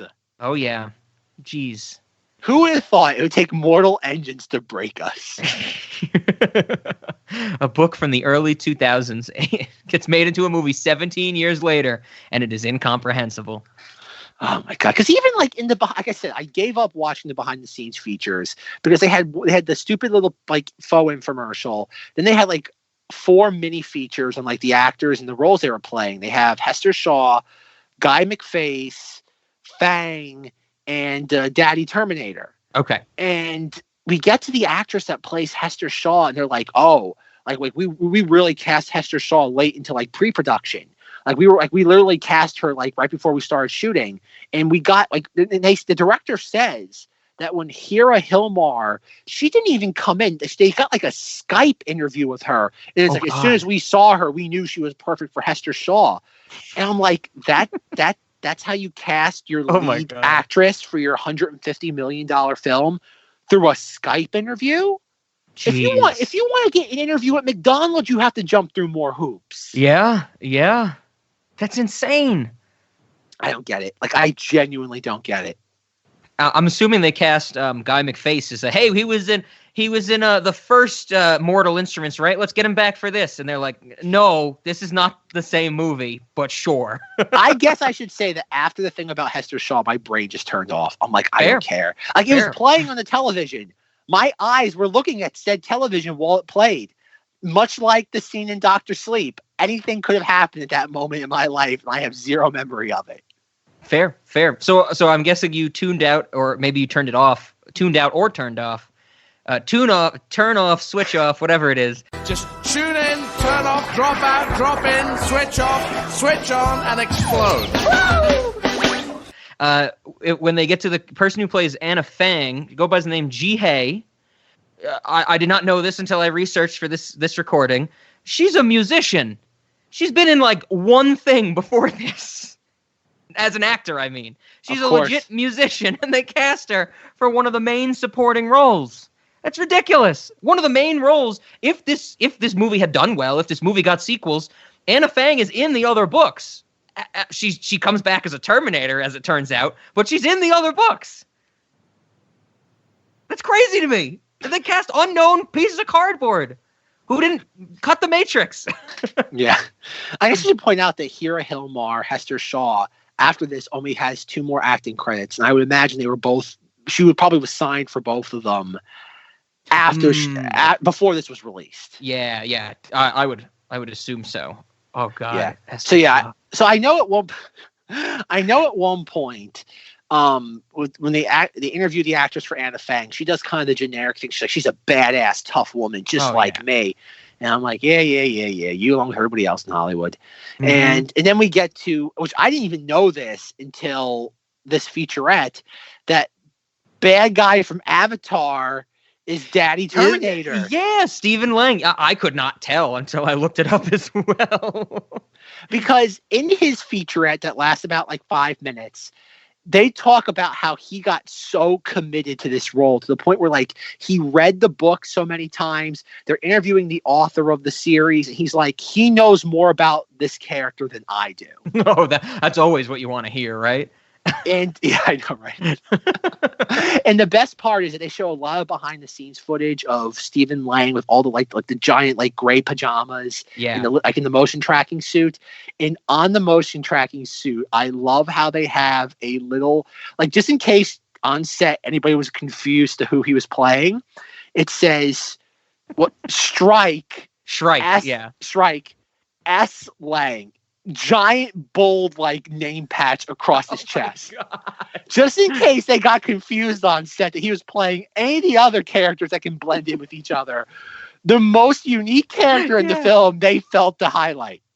They should have done that with all the characters. They should have had a giant thing on Hester Shaw that says Hester Shaw, another one on Guy McFace, another one on Bad Guy McFace, another one on Hugo Weaving, yet the only character that is truly inimitable in the entire film, they felt they needed to label. Oh my God. Oh, okay. I guess now's the time. We have to talk about Shrike in this movie. By far, Terminator, Shrike, Green-Eyed Terminator. We have so many names for him now. Uncle Daddy Terminator. In my opinion, best part of the book and the movie. It's so insane that I'm intrigued by it. Because here we go. This is insane to me the first moment I saw it in the movie. It's insane to me every time I see this movie. It's still fucking insane to me as I read it like in detail in the book. Pandora Shaw gets killed because Hugo Weaving finds out she's an anti-tractionist in the book. She gets killed in the movie because she tries to take some old tech away from him, and he throws a temper tantrum. And he kills Pandora Shaw. He slashes Hester's face off. Hester's able to run away, gets picked up by Shrike, who's a stalker in the universe of Mortal Engines. And stalkers are cyborgs, basically, like dead people that get reanimated as machines to be like headhunters. That's their gist. And so Shrike is on his own for some reason. You don't really find out why from what I've read until the later books, but Shrike is doing his own thing. He finds Hester Shaw as a little girl and decides to raise her. The robot raises a girl, feeding her like gray slop from a can. Yes. Talking about, telling her when she's sad and things like that. And this is, so one, I'm baffled by this, that this robot, which in the book and the movie, we don't know why he's on his own. We don't know why he picks her up. That gets fleshed out a little more in the other books from what I've read. But not only doesn't take care of her, he lives with her for years. And one day says to her, Hester Shaw, you are always sad. I want to turn you into a machine so you won't be sad anymore. And that's his plan. His plan is to kill her and reanimate her as a stalker so she won't be sad anymore. And Hester Shaw agrees to this until she finds out that London is going to be close enough to her that she can get revenge for her mother, and runs away from Shrike. And that's why Shrike is chasing her, because, as he says in the movie and the book, she broke her promise. She promised to become a machine. It's not explained in either why this doesn't just happen. Like, in both the movie and the book, there's a scene where Hester Shaw is like, I promised him I would become a machine. And then she doesn't? Like, what? Like, did he need time to prepare? Like, just do it. Just kill her and make her a machine. Another thing that makes no fucking sense in this. But this blows me away. That you're sad. I'm going to kill you and make you a machine. Okay, on a schlocky level, I love the idea of that, like, they've been living together for like 10 years, if not more. She looks like she's about 8 years old, like in the flashbacks. And I love like when she runs away after Hugo Weaving kills her mother. And I love how the little girl actress like collapses into a giant thing of mud. And I'm like, you could have collapsed a little bit to the left instead. And so he finds her, and like by the events of this movie, Hester Shaw has to be at least, what, 25? In the movie, yeah. I know they aged a lot of characters up from the books because whatever, you know, it was more young adult, but I'm pretty sure the book says they lived together for 7 years. Oh. But in the movie, it's like she's a little girl with no agency or sense of self to a full-grown adult when she runs away. So I love, okay, because I never read the book and we're discussing the movie for the most part. I love the... I do, a quick interjection. I asked Zach if he wanted a copy of the book and he was like, hell no. No, absolutely not. So I love the notion that they've been living together for at least 10 plus years. And like one day he's like, I'm going to murder your ass. Mm-hmm. So you're not going to be sad. And then the very next day, London drives by. She's like, yoink. Yes. Why could this is the part that's like, okay, maybe you understand this because you have the lore. Is there any reason why that she just couldn't say, oh, I want to get revenge on him. Then you can murder my ass. Because at one point, like she's explaining to Guy McFace, and it's like, I've broke a promise. And it's like, well, then just kill him and then go back. Tell him. Yeah. Considering that he's a single, like, it's funny. He reminds me of the what do we want to call it, the evil entity from It Follows. He more or less just travels in straight lines to Hester Shaw, despite the fact that it's never explained where he knows she is at any given time. Never explained at all. It's implied that he has super speed because in his intro scene, he's on floating cube in Azkaban in a cube of metal.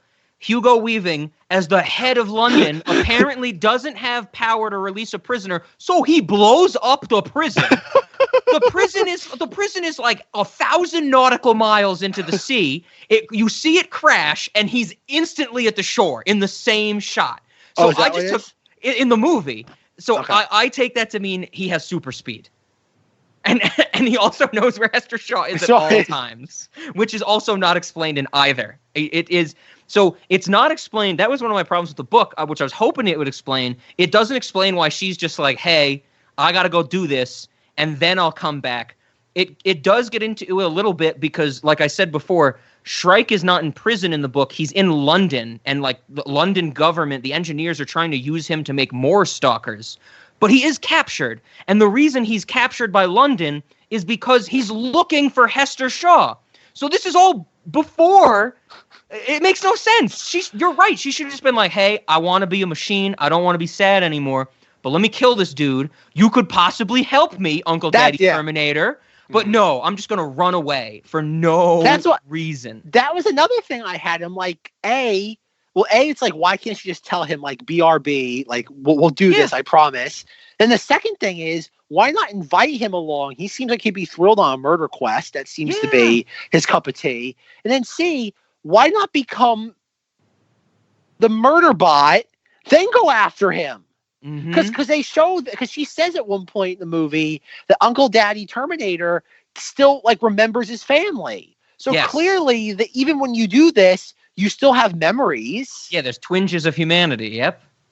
So just program what she should tell him is like, okay, I'll become a murder bot. It'll make my job infinitely easier considering that it takes like 40 shots to the chest to take one of these things down. Yeah. It's like, so just program into my matrix or whatever it's called that I want to kill Hugo Weaving. Exactly. But no, the movie just glosses over this by cutting back to Hugo Weaving screaming about old tech at Dr. Twix. Good old Dr. Twix. It makes no sense. You're absolutely right. It's bonkers. I guess one thing I do want to point out, maybe we'll probably highlight it when we talk about snacks, but I absolutely love that he feeds her like the consistency is like rancid cottage cheese out of a can. I love that as a visual. That's one thing I genuinely liked. As a visual, I love somebody opening a can and this like oh god, it's like a combination of like rancid cottage cheese, but like with like jelly cranberry sauce just comes out and just splatters onto the plate. And I'm like, oh yeah, it's gross, but it's a snack, all right. Visually, it's delightful. It is a visual like thing that happens. It's maybe the only redeemable element of this entire film. Oh god. So yeah, that's Uncle Daddy Terminator. I want to get to it at the end. I want to talk about him more, but a big difference. The movie makes it out very much that he dies. He gets shut off in some sense. Sure. It dies. It's a robot. And it gets shot to shit by the anti-tractionist. Has a huge hole in its chest. In the book, it just gets deactivated, and he comes back in further books. That's another thing I didn't get though. Is that, like his whole goal, like he's chasing down Hester Shaw to just. Again, it's so weird that like you're telling me in the years of their existence together, she did everything he wanted to immediately, except this. Except this, and then as soon as she leaves, again, he's a robot. What the hell does a promise mean to a robot? Yeah, and then 2 or 3, once he finds her at the giant like air balloon palace. He goes on a murder rampage for no other reason than just the movie calls for him to go on a murder rampage. Yep, exactly. You need some, I don't know, it's like their version of a ticking clock. They can't stay in the same place too long, but they have the ticking clock with Medusa. They know that London's about to blow everything up. Yeah, I don't get it. Like eventually when he catches up to them, why doesn't she just go up to him and be like, okay, I'll do this. Yeah, she just stands in the back and lets everybody, the anti-tractionists fight him and die. Yeah, exactly. And then plus 2, I don't like. Again, he wants Hester Shaw, so she'll keep her promise. But then he's in a city that, like, we see the cue a million times. Don't make any sparks. Don't light anything. We could blow sky high. And it's like, what does he think's going to happen to Hester Shaw if he's causing all this damage? Like, if she steps on a wrong floorboard, she's dying. He can't fly. I think that's okay for him because in this universe, to turn people into machines, they have to be dead first. Oh, so okay. I think it's fine doesn't matter. Dies, but it would inconvenience him because when they're in Airhaven, that city in the sky, the port in the sky, if she's fallen from there, 1, her body's not going to be in one piece when it hits the ground. And 2, it's going to take him a while. Well, okay, I just answered my question. It's not going to take him a while to find her because it's the It Follows logic. You're absolutely right. But the thing, too, is that, like, and I get it. Like, this is a movie with giant cities, like, on giant treads. Like, there's no reality here. But even if, like, we're in a universe that, like, clearly falling out of the sky equals bad. I think that's fair to assume, right? Yes. Gravity is still a thing. So if she falls out of the sky, there's going to be literally nothing left. She's going to hit the ground at like how many thousands of miles per hour. There's going to be nothing left to reprogram into a robot. And the same goes for him. If he hits the ground, he's going to be a pile of Uncle Daddy Terminator. Like him you think he can reforge himself like the Iron Giant? Bring all the pieces back together. Maybe like the T-1000. Maybe he just slowly reconnects. I don't know. Like, what's his end game by going on a murder rampage? Yep, I don't know. If he just wants to murder her indiscriminately, why did he do that in the last 10 years? Oh, clearly, from what we've said, we have to ask Stephen Lang because he knows more about the character than the goddamn author of the fucking book. God, it's so stupid. Why would an author ever say that? That's fucking mind-boggling. You know what's really funny in that behind-the-scenes featurette? They have like pictures of him like in his trailer, and he's like has like all the books with like little like post-it notes on like certain pages and like dog-eared pages. And I'm like, oh my god, what a waste! Like, no wonder why Jimmy C cast this guy in the Avatar 2 sequel, even though he's dead. This guy is so committed to crap roles that like at a certain point you're like, oh god. Like, how do you not? Like, you kind of have to respect that sort of level of, like, just commitment to garbage. Yep. He's in an episode of SVU. I would love to see if he did that much work for a wrongly accused pedophile. Yeah. Oh, Milo Ventimiglia's in that episode too. Tune in 2 weeks. Oh my God. Yeah. Uncle Daddy Terminator. Like, and even at the end, it doesn't make any sense because like it does the thing that Rob always hates is that like he's going on a murder rampage. He's Guy McFace is even though like everybody shot Uncle Daddy Terminator a million times, it's not until Guy McFace somehow shoots him that he's about to die. And Hester Shaw goes running up to him like, no, he's a good guy. Yes. And you look around, like we literally have a hot air balloon city that's on fire, that's crashing to the earth. Yet he's caused single-handedly. Yet he's the good guy, and the whole time he goes like, Hester Shaw, Hester Shaw, and it's like, I forgive you. And it's like, where the like he couldn't have forgiven her 5 minutes earlier when this thing wasn't falling out of the sky. Yep. Yeah. It makes no sense. I know that the book doesn't even flesh it out that well, but the movie tries to do the whole thing because it's set up that he can see her emotions. Like he's like, you're sad, you need to eat, like you're constipated. You know that's you're on your. One thing I guess we should say: the movie nor the book talks about how the robot handles puberty for this young girl. Doesn't get covered at all. Huge question. But he can apparently tell these things, but just by looking at her. And then in the movie, in the book, they're kind of like, she's like, oh, you are in love with him or something like that. And so she's like, I forgive you. You have a good emotion. You're not sad. And it's like, it makes more sense. Okay. It makes more sense though that's why in the book he just gets deactivated. Like they don't he just gets shut down so they can escape. They don't kill him because he forgives her and he's like, okay, I'm gonna power down type of thing. Oh, okay. That makes it a little bit better. I guess I must have missed that. There was after a while, your brain just has to turn off for self-preservation. Like I said, I needed to watch this movie 4 times to get the semblance of something that was going on. I never want to watch this movie again. Never mind 2 more times. Oh my God. Yeah. Okay. And then we're in the 3rd act, and it's all Medusa and the shield wall. Yeah. That comes out of nowhere. Which is really where I just kind of stopped taking notes and just the random fuck you movie moments. Like they all have to go and take down Medusa. Hester Shaw realizes the thing that her mother gave her is the crash drive to shut down Medusa. The anti-tractionists make a diversion so Hester and Tom can land on London. And you get that stupid thing when Anna, like Zack said before, Anna Fang is like, take care of her. And then I think in the same scene, she's talking about the plan and she's like, wait for my signal and then go in. And Tom's like, how will I know when you give the signal? And she goes, trust me, you'll know. And I'm like, fuck you, movie. In that moment, Tom should have been like, that is not an answer. We need a plan right now. Well, even in the movie, like, there's no sign. Like, doesn't she just jump off the airship and then jumps through a window? I think there's gunfire. Like, they go in when they hear gunfire. Yeah. Like, how would you're literally piloting an aircraft. You're not going to hear a bunch of random bullets going off. Exactly. On a city that is moving on tank treads and shooting a giant laser weapon at a wall and exploding it. Yeah. You're not going to hear 4 gunshots. The last act of this movie should just be tinnitus the film. Like it should be constant ringing because that's all our characters would hear. Oh my God. This is so I did want to point out one of my notes because in the movie we do get to see Medusa the quantum energy blast from Medusa go off twice and just fuck the shit out of this wall.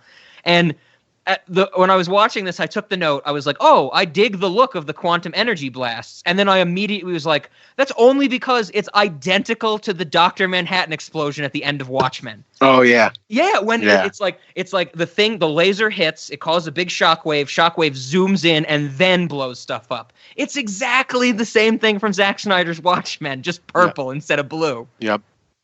Oh, okay. And then the movie goes completely further off the rails. Like you didn't even know. You thought it was at the edge of the universe, and it goes further from the rails because Hester Shaw gets to the command console for Medusa. Okay, she puts in. Medusa has fired twice now with no countdown.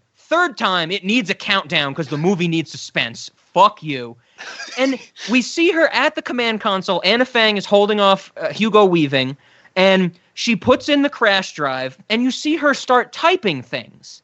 And she's like trying to input something or get the crash drive to work.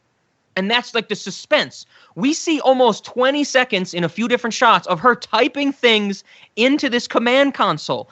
In the middle of this, it cuts away to Hugo Weaving and Anna Fang. They're having their duel. I think they're like sword fighting or something. Yep. And you see a shot of Hester Shaw at the command console from Anna Fang and Hugo Weaving's point of view, which is up above on a railing. And you can see the screen of the command console. And there's 6 numbers. Just 6 digits.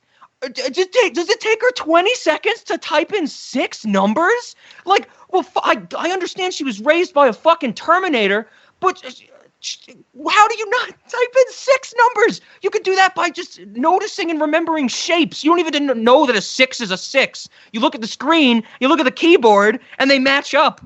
It's so stupid. It's manufactured suspense for no reason, and I hate it. I agree with you that it's manufactured suspense, but what happens in the movie... 6 numbers! But what happens is that, like, and this is the part that drove me nuts, is like when she plugs the flash drive in, she, like, it comes up, she needs to wait first. Like, it'll be like, she plugs it in, then it gives her, there's like a pause between each number entry. So it'll be like, okay, it's kind of like what happened in Terminator 3, where they have to, like, type in, like, the access code. At the end, password. Sure. Yeah, it's like, okay, Blue 42, Dakota 48. Was that the one where only one of the letters is lowercase? Authorized with a capitalized authorized, but a lowercase d. Great movie. Better movie than this by miles. Months ago, but we're still trying to crack that mystery on Cinemoddities. But no, so what happens is, like, in that moment, like, she plugs the flash drive in, and it has to, like, decrypt every single number. Okay. And then she has to type it in. So, like, okay, first number. It's kind of like the Powerball drawings.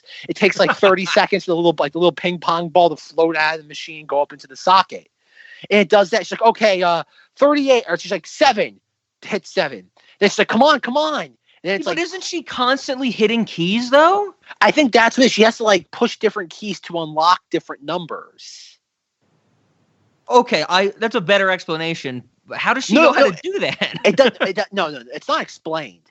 Because what happens is, yes, we have the giant timer of it ticking down as Fang and Hugo Weaving, like, try to, like, stab each other.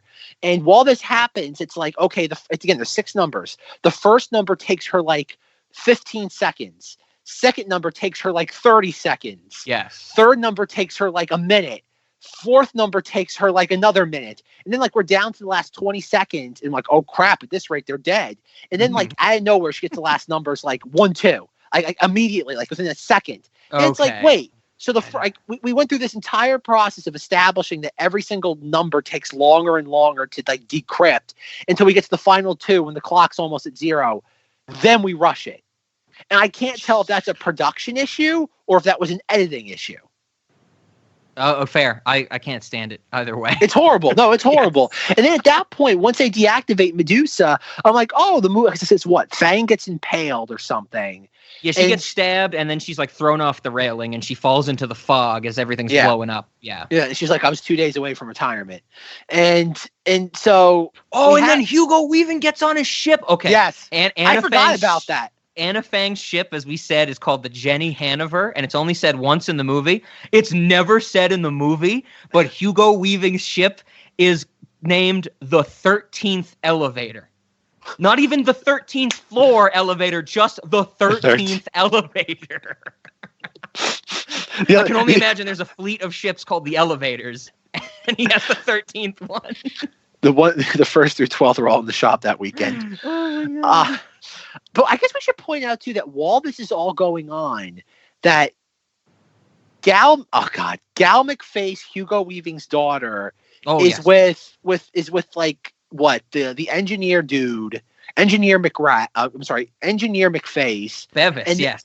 Yes, Bevis, as they're all, like, going, like, Okay.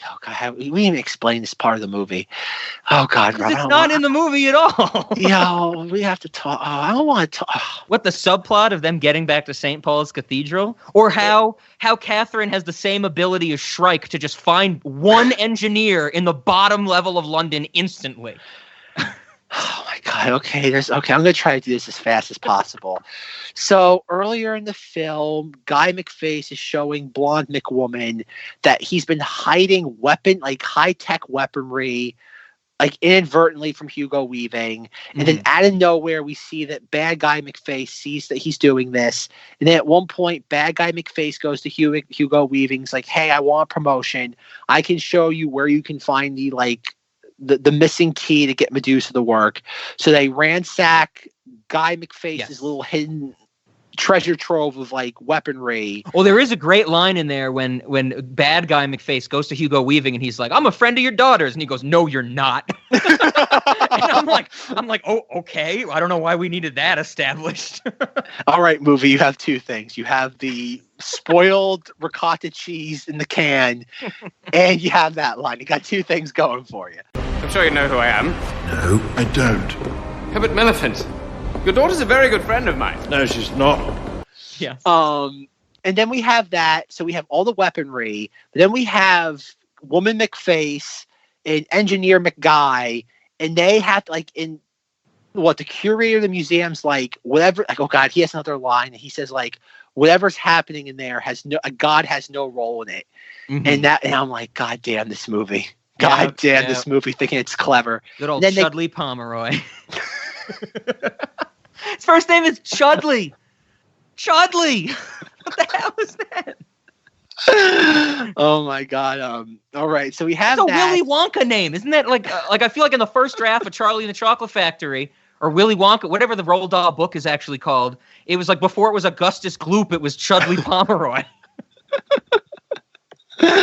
Oh my God, you're right. This is Twilight level. This is a Twilight level film, just made on a bigger budget.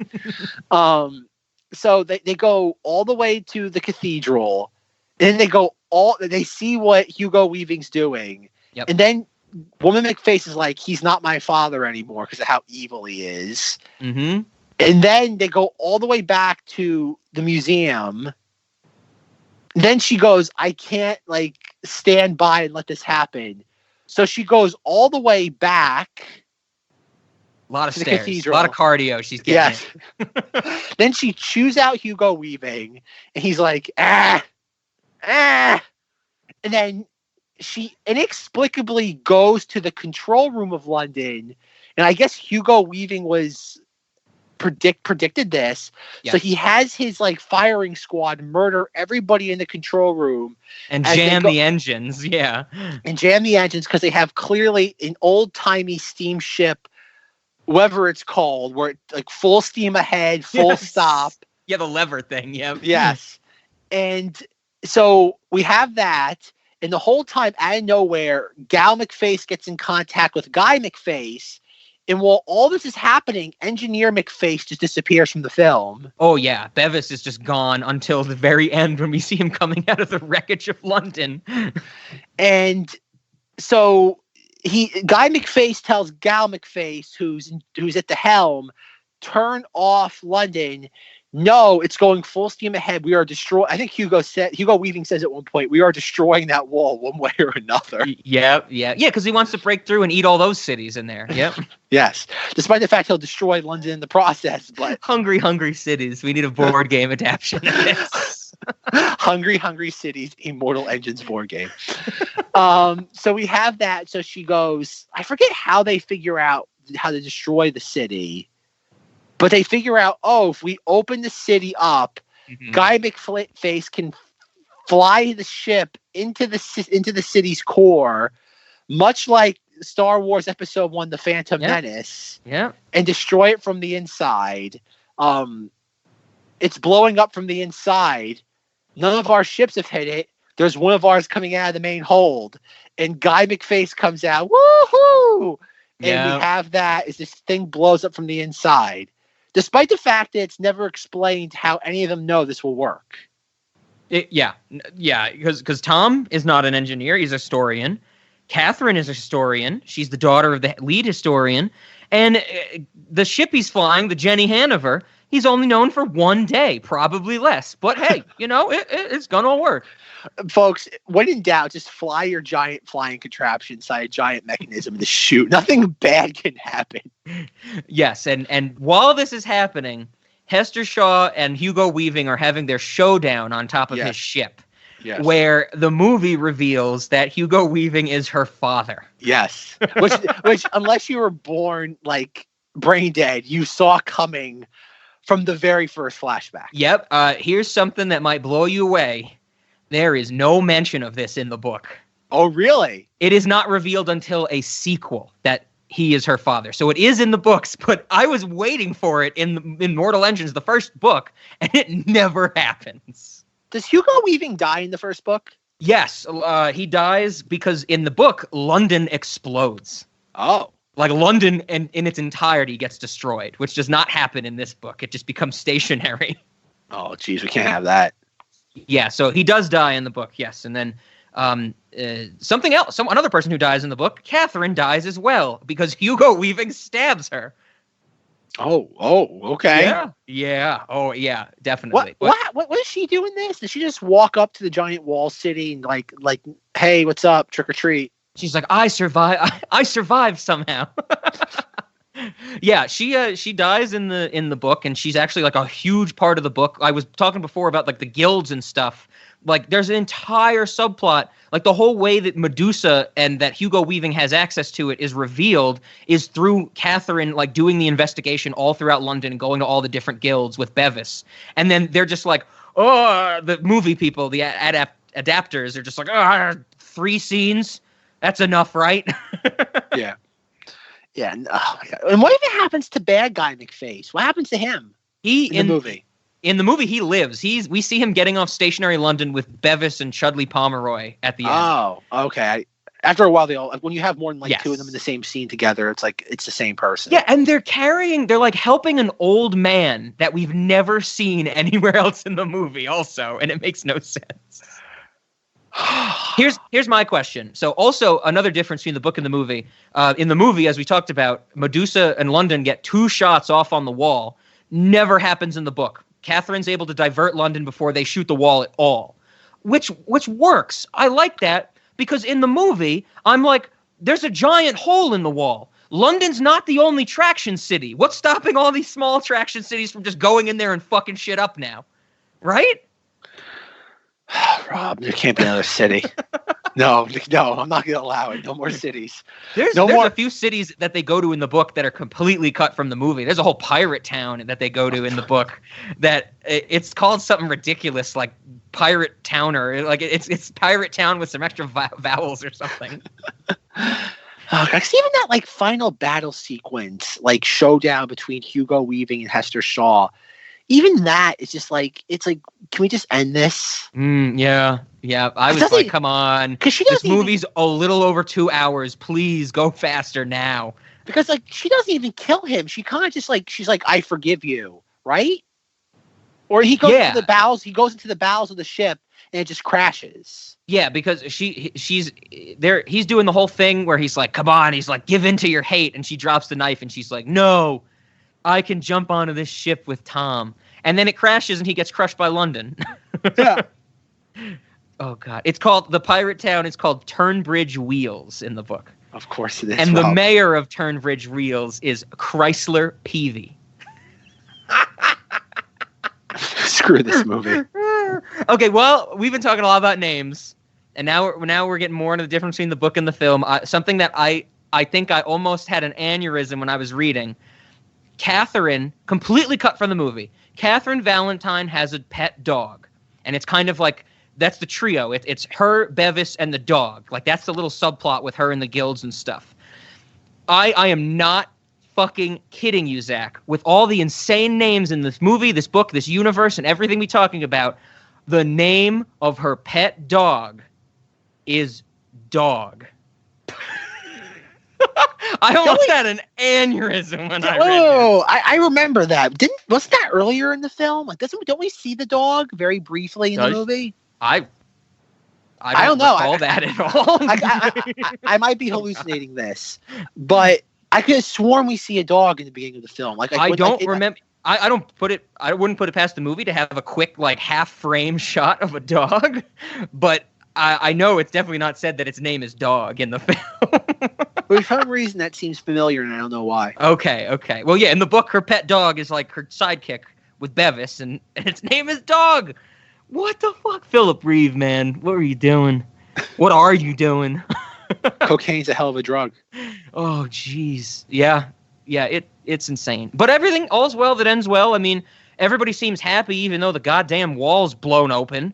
And, like, gotta be So the city at the wall is, it's so hard to pronounce. It was one of those things that every time I read it, I just glazed over it because it's stupidly difficult. It's Batmonk Gompa.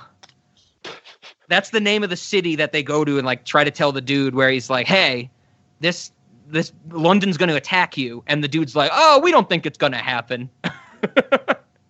That's Batmonk Gompa. Rolls on the tongue. Oh, yeah, of course. Oh, God. Bevis, Batmonk. Oh, jeez. So, and then that's it. Hester and Tom fly away on the Jenny Hanover. And they got to find somewhere to go. They got to have more fun adventures, right? Because this movie's clearly going to have a sequel. Yikes. Oh, God. Do you have anything else to say about the movie? There were a few other things I did want to point out that the movie cut that I found interesting in some respect. Nah, nothing really. The only thing else I want to talk about the movie is the Blu-ray, the Blu-ray packaging. Because that's sure. I want to read the description. I want you to tell me if this is an apt description of the film, but we'll get to that once you do your differences. Okay. So I mentioned a lot of them already. Like Hester's scars, her face is really mangled in the book, which I thought was interesting. There's a whole there's 3 pages dedicated to Tom purchasing and giving the red shawl to Hester. Like Hester just has it in the movie, but it's actually like a point of affection between them before they really know each other, and so. You know, that, she has, an iron mask or something before that because she wants to cover her face. Like I said, the shield wall never gets destroyed. Bevis and Catherine die in the book. Talked about that. No mention of the father. London's destroyed. Shrike's captured by London. I mentioned it early, but Valentine is much more of a fleshed-out character. He's not the main antagonist. The mayor is in the book. The guilds and stuff like that. 60-Minute War. I think the biggest thing that's left to discuss is something that they changed for the spectacle of the movie. The airships in the book are glorified hot air balloons. There is no jet propulsion, period, in any of the ships in the book. While in here, they're goddamn Star Wars fighters in the movie. And I hated that because it was clearly, when I'm watching the movie after reading the book, it's like, oh, they need the big, like Zack said, the trench run, storming London. They got to get all the people of the anti-tractionists to do their distractions and shoot the gunners and turrets. But it's actually interesting in the book where there's just, that's how I think Philip Reeve fits in the character development, because when Tom and Hester leave the or get rescued by Anna Fang from the slave auction, they're just like, we have to wait. We have to just hope this ship gets us there because we can barely steer a hot air balloon. And it just gives them time to breathe and talk about things. Where in the movie, it's just like, nope, we could just teleport, basically. So that was something that I thought was they did it for the spectacle. And fuck you, movie. Give us something something we haven't seen before. Please. Novelty is a good thing sometimes. Hate it. Rob, cardboard cutouts can't. Cardboard cutouts. And so with the differences being said, I also want to go into where I didn't read them. I didn't read the full synopses. I just tried to do the cliff notes of the following books because I didn't really enjoy the book or the movie. Anna Fang gets turned into a stalker. Oh, I guess I should say there's a lot more stalkers in the book. It's not just Shrike. There's all these weird stalkers that are remnants of dilapidated traction cities and stuff. But Anna Fang gets turned into a stalker. The second book is about Tom and Hester again, but the third and fourth books are after a time jump, and the main character is Tom and Hester's daughter. Oh boy. Whose name is Wren, W-R-E-N. So, like I said, also the sequels reveal that Hester was the daughter of Thaddeus Valentine. That comes up a lot more in like how, because she's like conflicted, it seems, that she like, had so much hate against him, but she didn't really know the whole story. London gets rebuilt in the later books because it is destroyed in the book. And the person, get ready for this, Zach, you're going to love it. The person who heads London after its rebuilding is Chudley Pomeroy. Oh, boy. So he becomes a bigger character. But the thing that stood out to me, a big time, like I said already, in the book, Shrike only gets deactivated. He's a character in all the other books, but from what I've read, the fourth book literally ends with a time jump into where Shrike is deactivated after the events of all four books, and some town, not Attraction Town, like a stationary town, basically has Shrike just standing still in the middle of town square because they think it's a statue. Like, they don't know, like, it's so far in the future that they don't know that it's this cyborg robot type thing. And the epilogue of the whole series is Shrike reactivates somehow. I didn't read how. And he basically questions, like, thousands of years into the future, and he questions what the hell happened. He's been deactivated for so long. And the people kind of tell him what happened since the last chapter of the fourth book. And he turns around and goes, well, let me tell you the story of these books. And that's the framing device for all of Mortal Engines. Oh, dear. Shrike is, yes, it's so fucking stupid. At Shrike, the goddamn cyborg that can see emotions, is retelling events that he was not present for. I hate it. But Shrike is like the hero. He's like the main character of everything. Well, we even mentioned, I think we kind of slightly mentioned that we get the narration by him over the credits. Yes, he's the first voice we hear cramming information at us. Yep. Ugh. 60 minutes was all it took for the world to destroy itself. Do you get it yet? Yeah. No, here's 2 more hours of information. Oh God. But yeah, that's I have no desire to read any of the other books. It's young adult, which I'm into. I will always love series of unfortunate events. I have no problem reading young adult books, as evidenced by Galaxy of Fear from Knights of Vader. I'll read anything. I'm usually not going to like things that are fiction these days, just for my tastes have changed. But it was young adult wackiness to the maximum. And I will give it a little bit of credit. This 2001 was when the first book came out. It was a much different time than it is now, before our Twilights and things like that.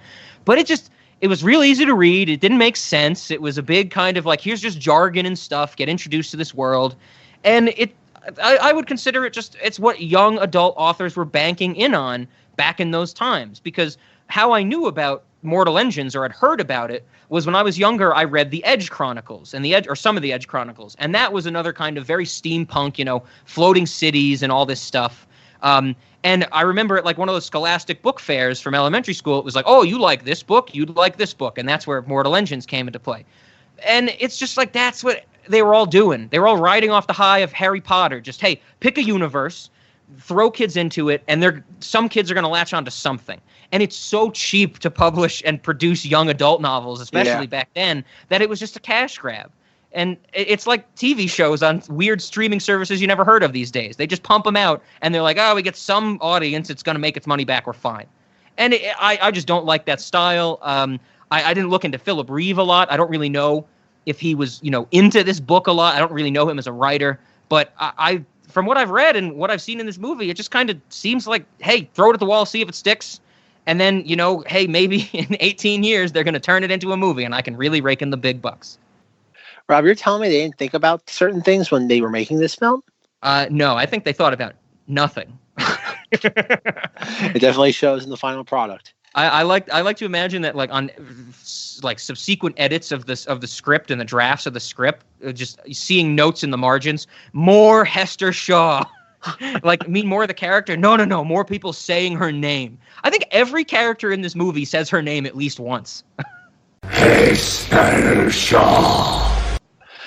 I wouldn't put it past them. I really wouldn't. Hester Shaw. So yeah, that's all I got. I think the next thing I'm ready for is our questions.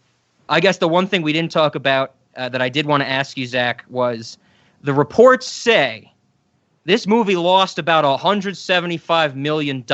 You are our truth seer for these types of things. Is that the case, or is this just some wonky? We know it lost money. It was a bomb. Sure. But is this 175 million losing that money? Do you think there's truth to that, or you think that's just someone trying to estimate some nonsense? Well, that sounds correct based on like in the budgets in the range of 100 to 150 million. This feels like it probably was even more expensive, but who knows with certain tax credits and where they filmed it. Let's say around 150. Okay. So you figure the rule of thumb in Hollywood is usually you have to make 2 to 3 times your budget to just be in the black. Yeah. To break even. So if it's 150 million, you're talking about you having to get to at least 400 million at least. Yeah. And I believe if not more. It took in a little over 80 million. Yeah, I think it probably was one of the biggest financial disasters of all time. Oh, yep.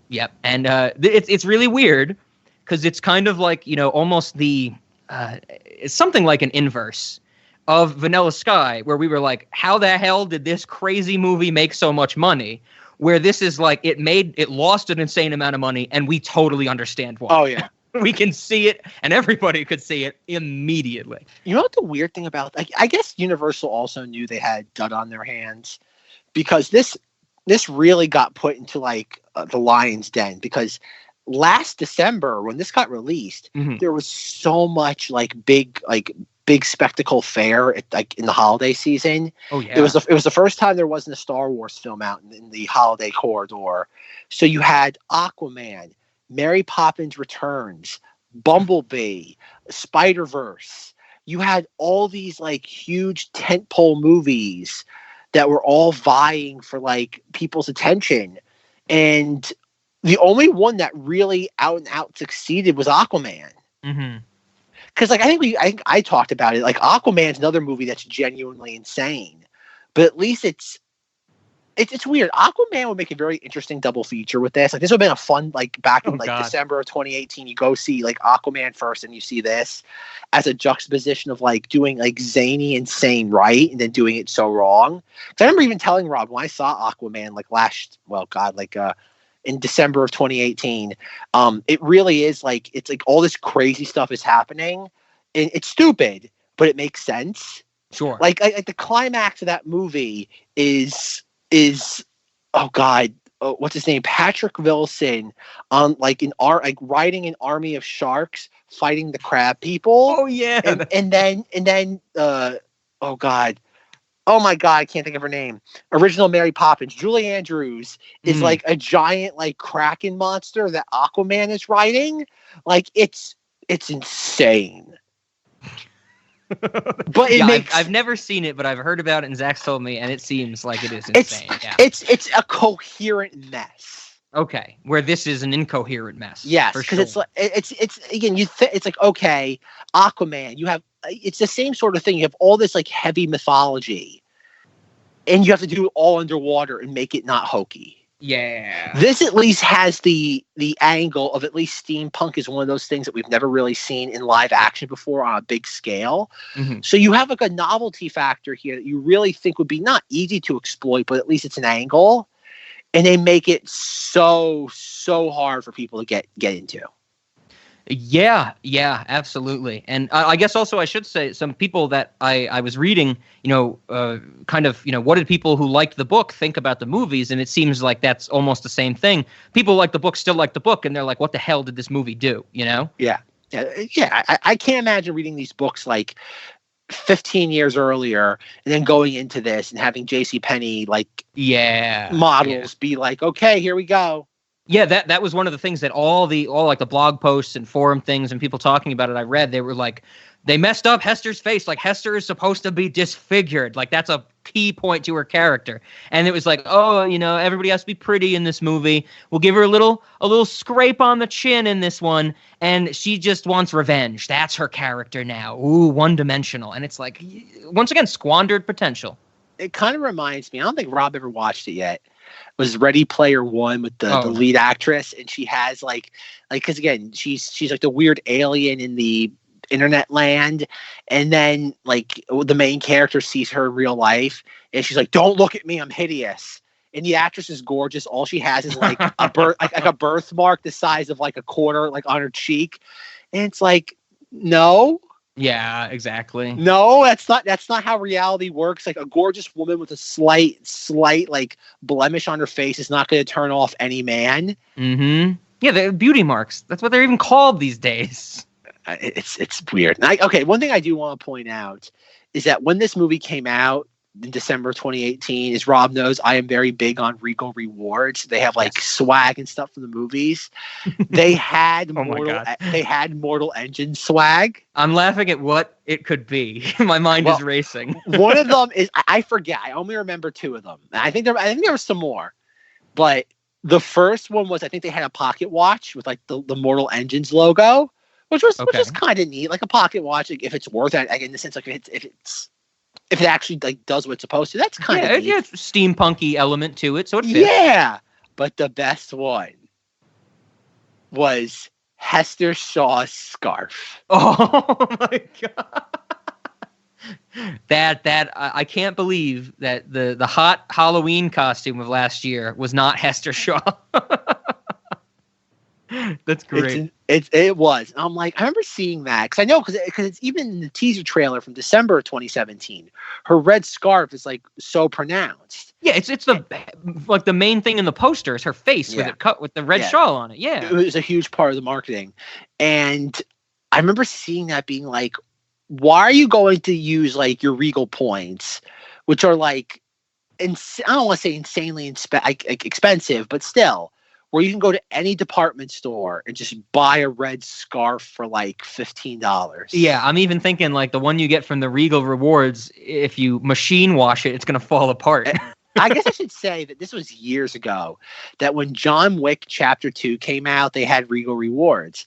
And they didn't have a lot of good ones, but this was back when I was able to get everything for free.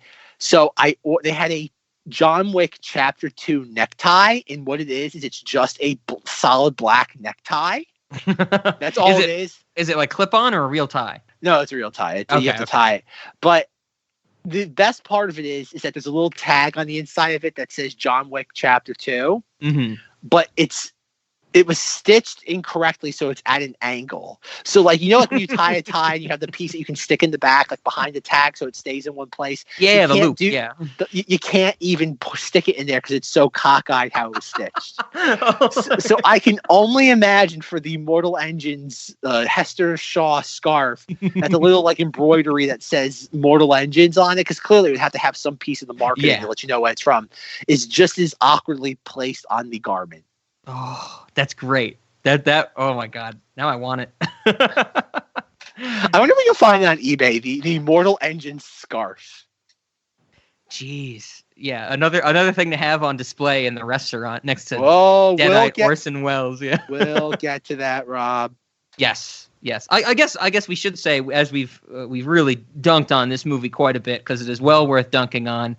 It should be said that there is at least one person that likes this movie, and Zack and I both know him. My father liked this movie. Both surprising and unsurprising at the same time. Yep. Saw it on HBO a few weeks back, maybe a month when it came on, and I remember my parents were telling me, it's like, oh, Mortal Engines, and I was like, this movie makes no sense. And they watched it, and I remember asking my dad, and he's like, it was great. And my dad, for reference, just like spectacle. That's it. That's all he wants. And the machinery is a great touch as well. He got everything he wanted from this movie. Did you know they made Funko Pops of what? They have Anna Fang, Valentine, Guy McFace, and there was a Hot Topic exclusive of Hester Shaw. No Chudley Pomeroy? No Chudley Pomeroy. That's the only one I would want. I just want the box that says Chudley Pomeroy. Just today, a listing sold for those four characters. We don't know the exact amount, but the price was $22.99, and the best offer was taken. So chances are you can get these at a discount if you're so inclined. Okay, I would love to have like not a Funko Pop, but like maybe like a 12-inch or maybe slightly smaller figure of Shrike.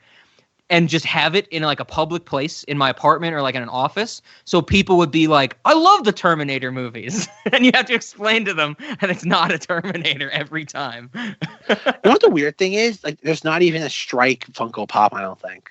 Jeez. I see a lot. I see Valentine, Anna Fang. Mm-hmm. And that's kind of it. Damn. Okay. Yeah, if there is one of him, I haven't seen it yet. It's a bummer. That's a bummer. All right, what do you got? Zach has a physical copy of this movie.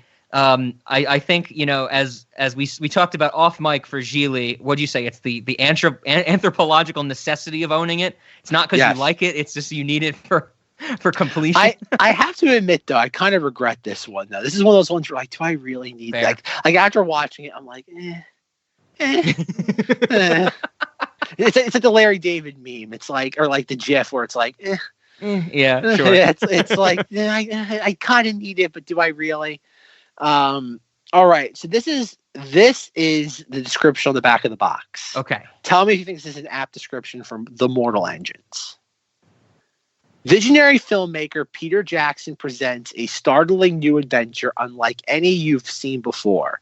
Hundreds of years after our civilization was destroyed, a new world has emerged. A mysterious young woman named Hester Shaw leads a band of outcasts in the fight to stop London, now a giant predator city on wheels, from devouring everything in its path. Is that it? That's it. That's like the last act of the movie. And she doesn't even really lead them. She just Anna Fang leads them, I would say. She's just in there because she has the crash drive, which anybody could kill her and take from her. Yep.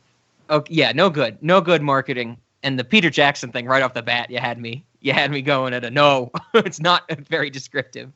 All right, Rob, for the low price of $29, we can get a 4x6 foot poster of Mortal Engines. Oh, is it like the same as the theatrical and the DVD cover, like with Hester's face and that stuff? No, it's even better. It's her holding a gun with a scarf, and it's like black and white, and there's like a tread mark in the background. What? And the tagline is wait, what's it? What's the tagline? Some blank never heal. Wounds, maybe? Scars? Maybe scars? Yeah, scars. Yeah, it's scars. However they took the picture, it's all like that part of it's like bleached out in the image. Oh god, they couldn't even do that right? Some scars never heal, yep. Isn't that like what the point of a scar is? Doesn't like scars only heal up to a certain point type of thing? Don't question it, Rob.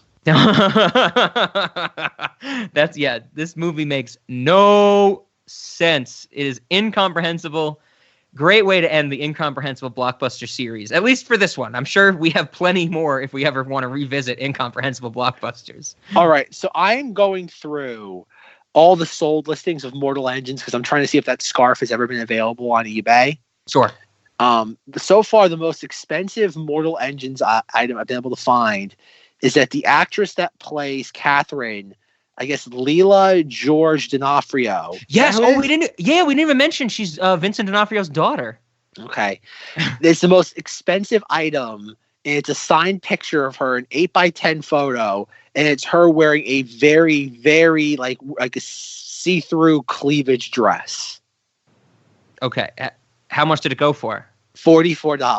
$44. That better have been. You said 8x10, right? Yep. That better be in feet for $44. Like this better be a banner on the side of a building. $44. You can buy at least like 3 or 4 like sets of the Pops for that price. Oh God. Imagine being that bored to buy a signed photo of a no-name actress.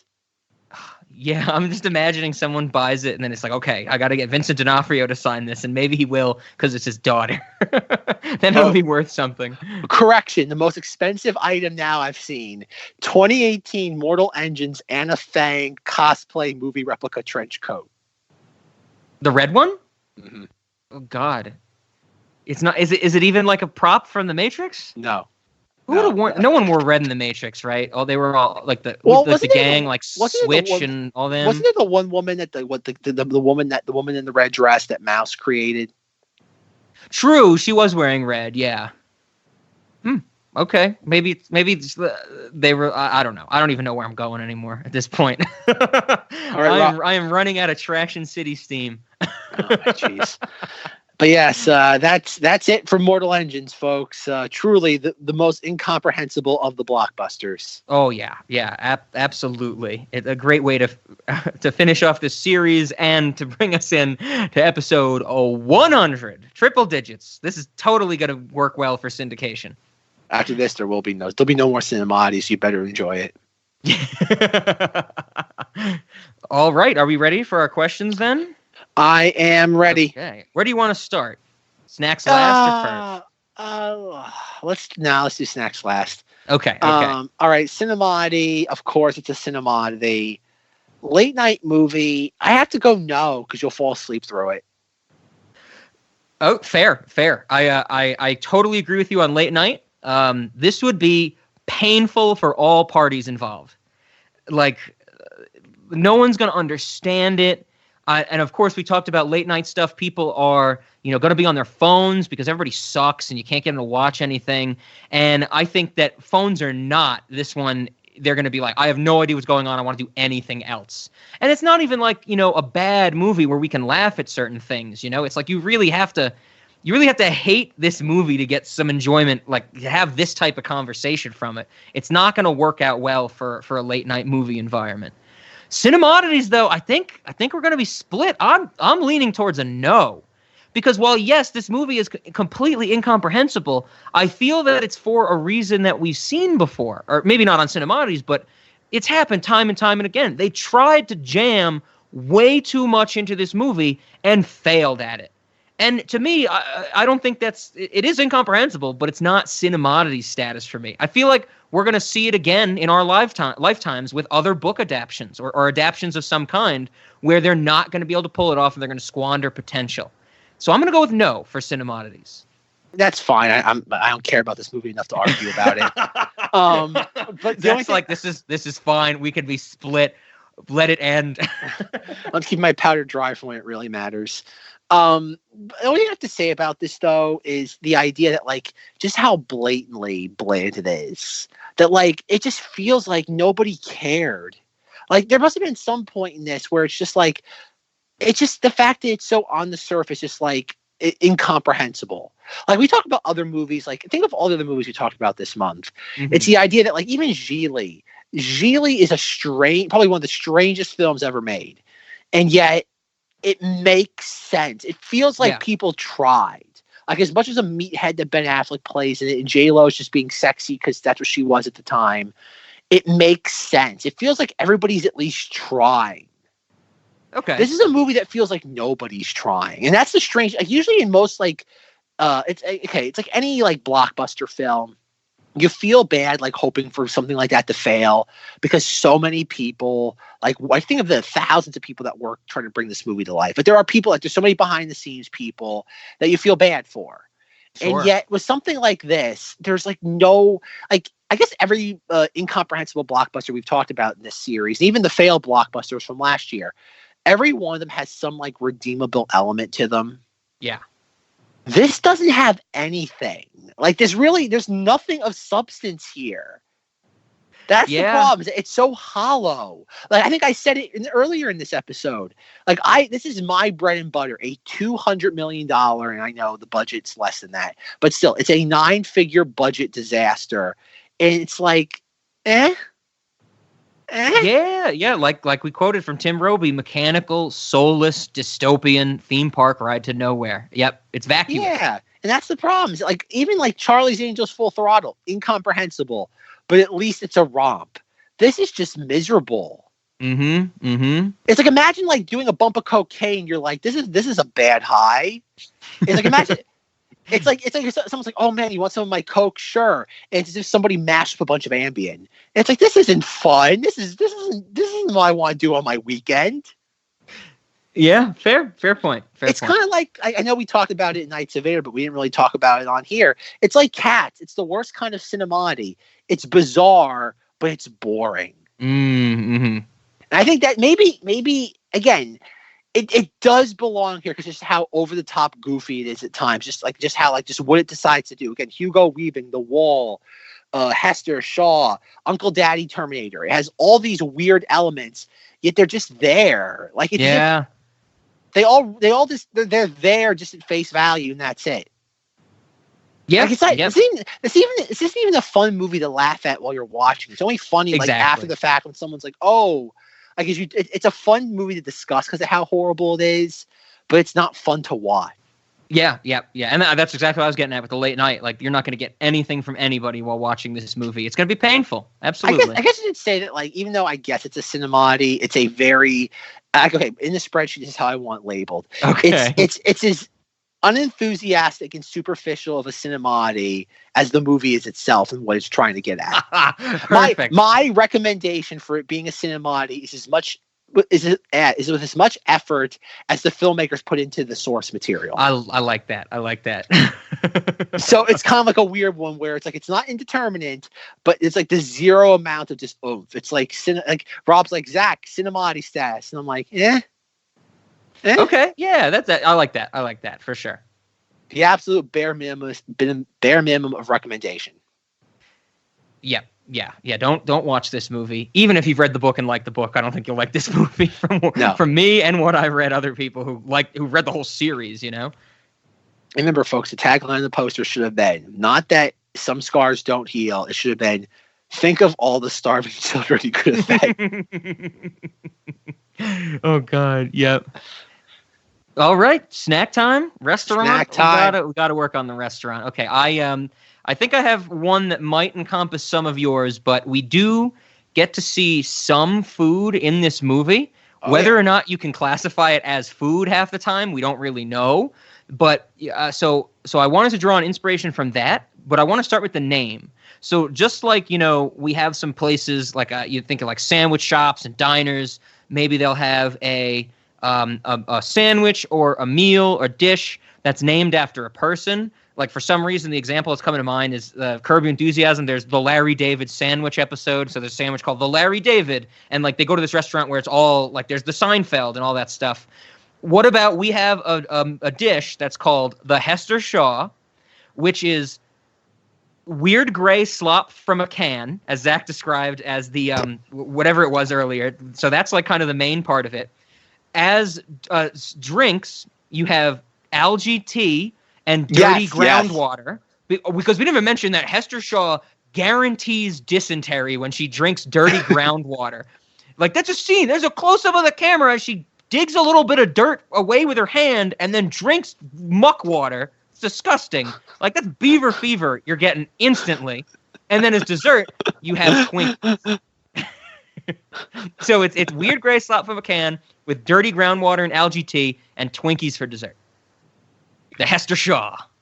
Well, I was going to... Okay, you took a lot of that from me and what I was going to do. But the only thing I want to do is at one point when they're at the auction, they're auctioning off Hester Shaw. Someone says something like, I can make a fine slab of salami out of her. Yeah, that I did like that because she comes up for auction and the auctioneer is looking at her in disgust because her face is supposed to be mangled. And he says something like, cheer up, love, you'll look considerably better as a roll of salami. Yep. This one is a real swamp donkey and priced accordingly. I had 10 quirks. 3. Oh, you stingy bastard to group. You could do better than that.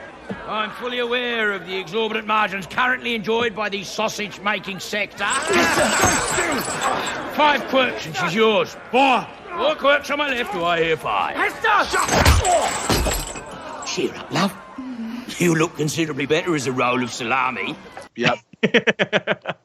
Yeah, I want that. I want the Hester Shaw salami. We might think of a different name maybe for the cottage, like the spoiled cottage cheese and ricotta coming out of the can. Sure.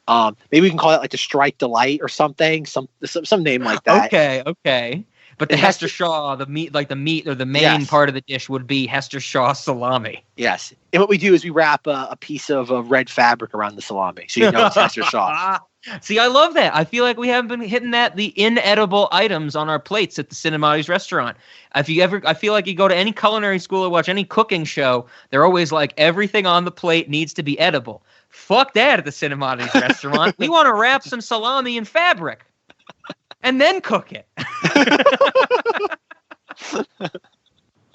I dig it. Okay, yes. I like that. We'll switch that. So the weird gray slop from a can, the I don't. It's like slop moose or something like that. Something like that. And so that'll be like the Shrike meal. Okay, I can dig that. But Rob, unless you have anything else, I have a trump card for the Cinemoddities restaurant. Ooh, so the only other thing I have for the restaurant, it's not a snack, but it's a mechanism by which we can get employees for the restaurant. Oh. So I started with the thought of a Shrike walk-around character constantly screaming Hester Shaw. Of course. Of course. But I decided we couldn't just do that, because let's make use of this killing machine, Uncle Daddy Terminator, with green eyes while we have him. Of course, we want him to just go around and Hester Shaw constantly. Hester Shaw.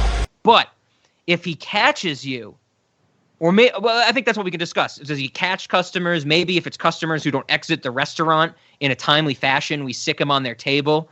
Because, in our infinite void, we really need table turnaround. But when Shrike catches these customers, he's going to kill them, turn them into machines, and we're going to use them as employees. That's how we're going to get employees for the restaurant. Because I realized that's something we never really talked about. Who's working here? They to some capacity have to be emotionless machines to work here, right? All right, I get on board with that. Yes, we know they have jizzles and whatnot and all those things, but how are we getting this? Like, because I didn't want to go with monster.com. We're gonna look for waiters in this crazy work environment, this infinite void that they got to take a ferry to get to, and cross a moat. So we do it. I just thought of this. We have in-house searches for our employees. Okay. Which are done by Shrike killing customers and turning them into machines so they work at the restaurant. I like it, but I think I'm going to expand on it a little bit. Okay, I like it. I'm ready. I think, much like the lore of Mortal Engines, I think we should become a traction restaurant. And I think we should, on the Cinemoddities traction restaurant, we go around and we consume other restaurants. Olive Garden, Outback, your local pizzeria. We consume their resources, and that's how we also get employees, materials. That's how we do it. As soon as you said that, Zach, I'm saying to myself, how the hell did I not think of that? But you are so fucking right. That is amazing. Because that would work. It's like the natural extension of our restaurant being like a pop-up restaurant. Like you have all those things in LA where it's just like, oh, it's here, it's there, it's whatever. It's a small restaurant. You got to know where it is. It's like an exclusive club. I love this, but we need to discuss how does an infinite void of space? Okay, we can answer it with Doctor Who logic. It's finite on the outside, it's infinite on the inside, like the TARDIS. Sure. So we have a mobile restaurant eating other restaurants. That's fantastic, by the way. And oh god, this is great. And it's infinite on the inside. This is perfect.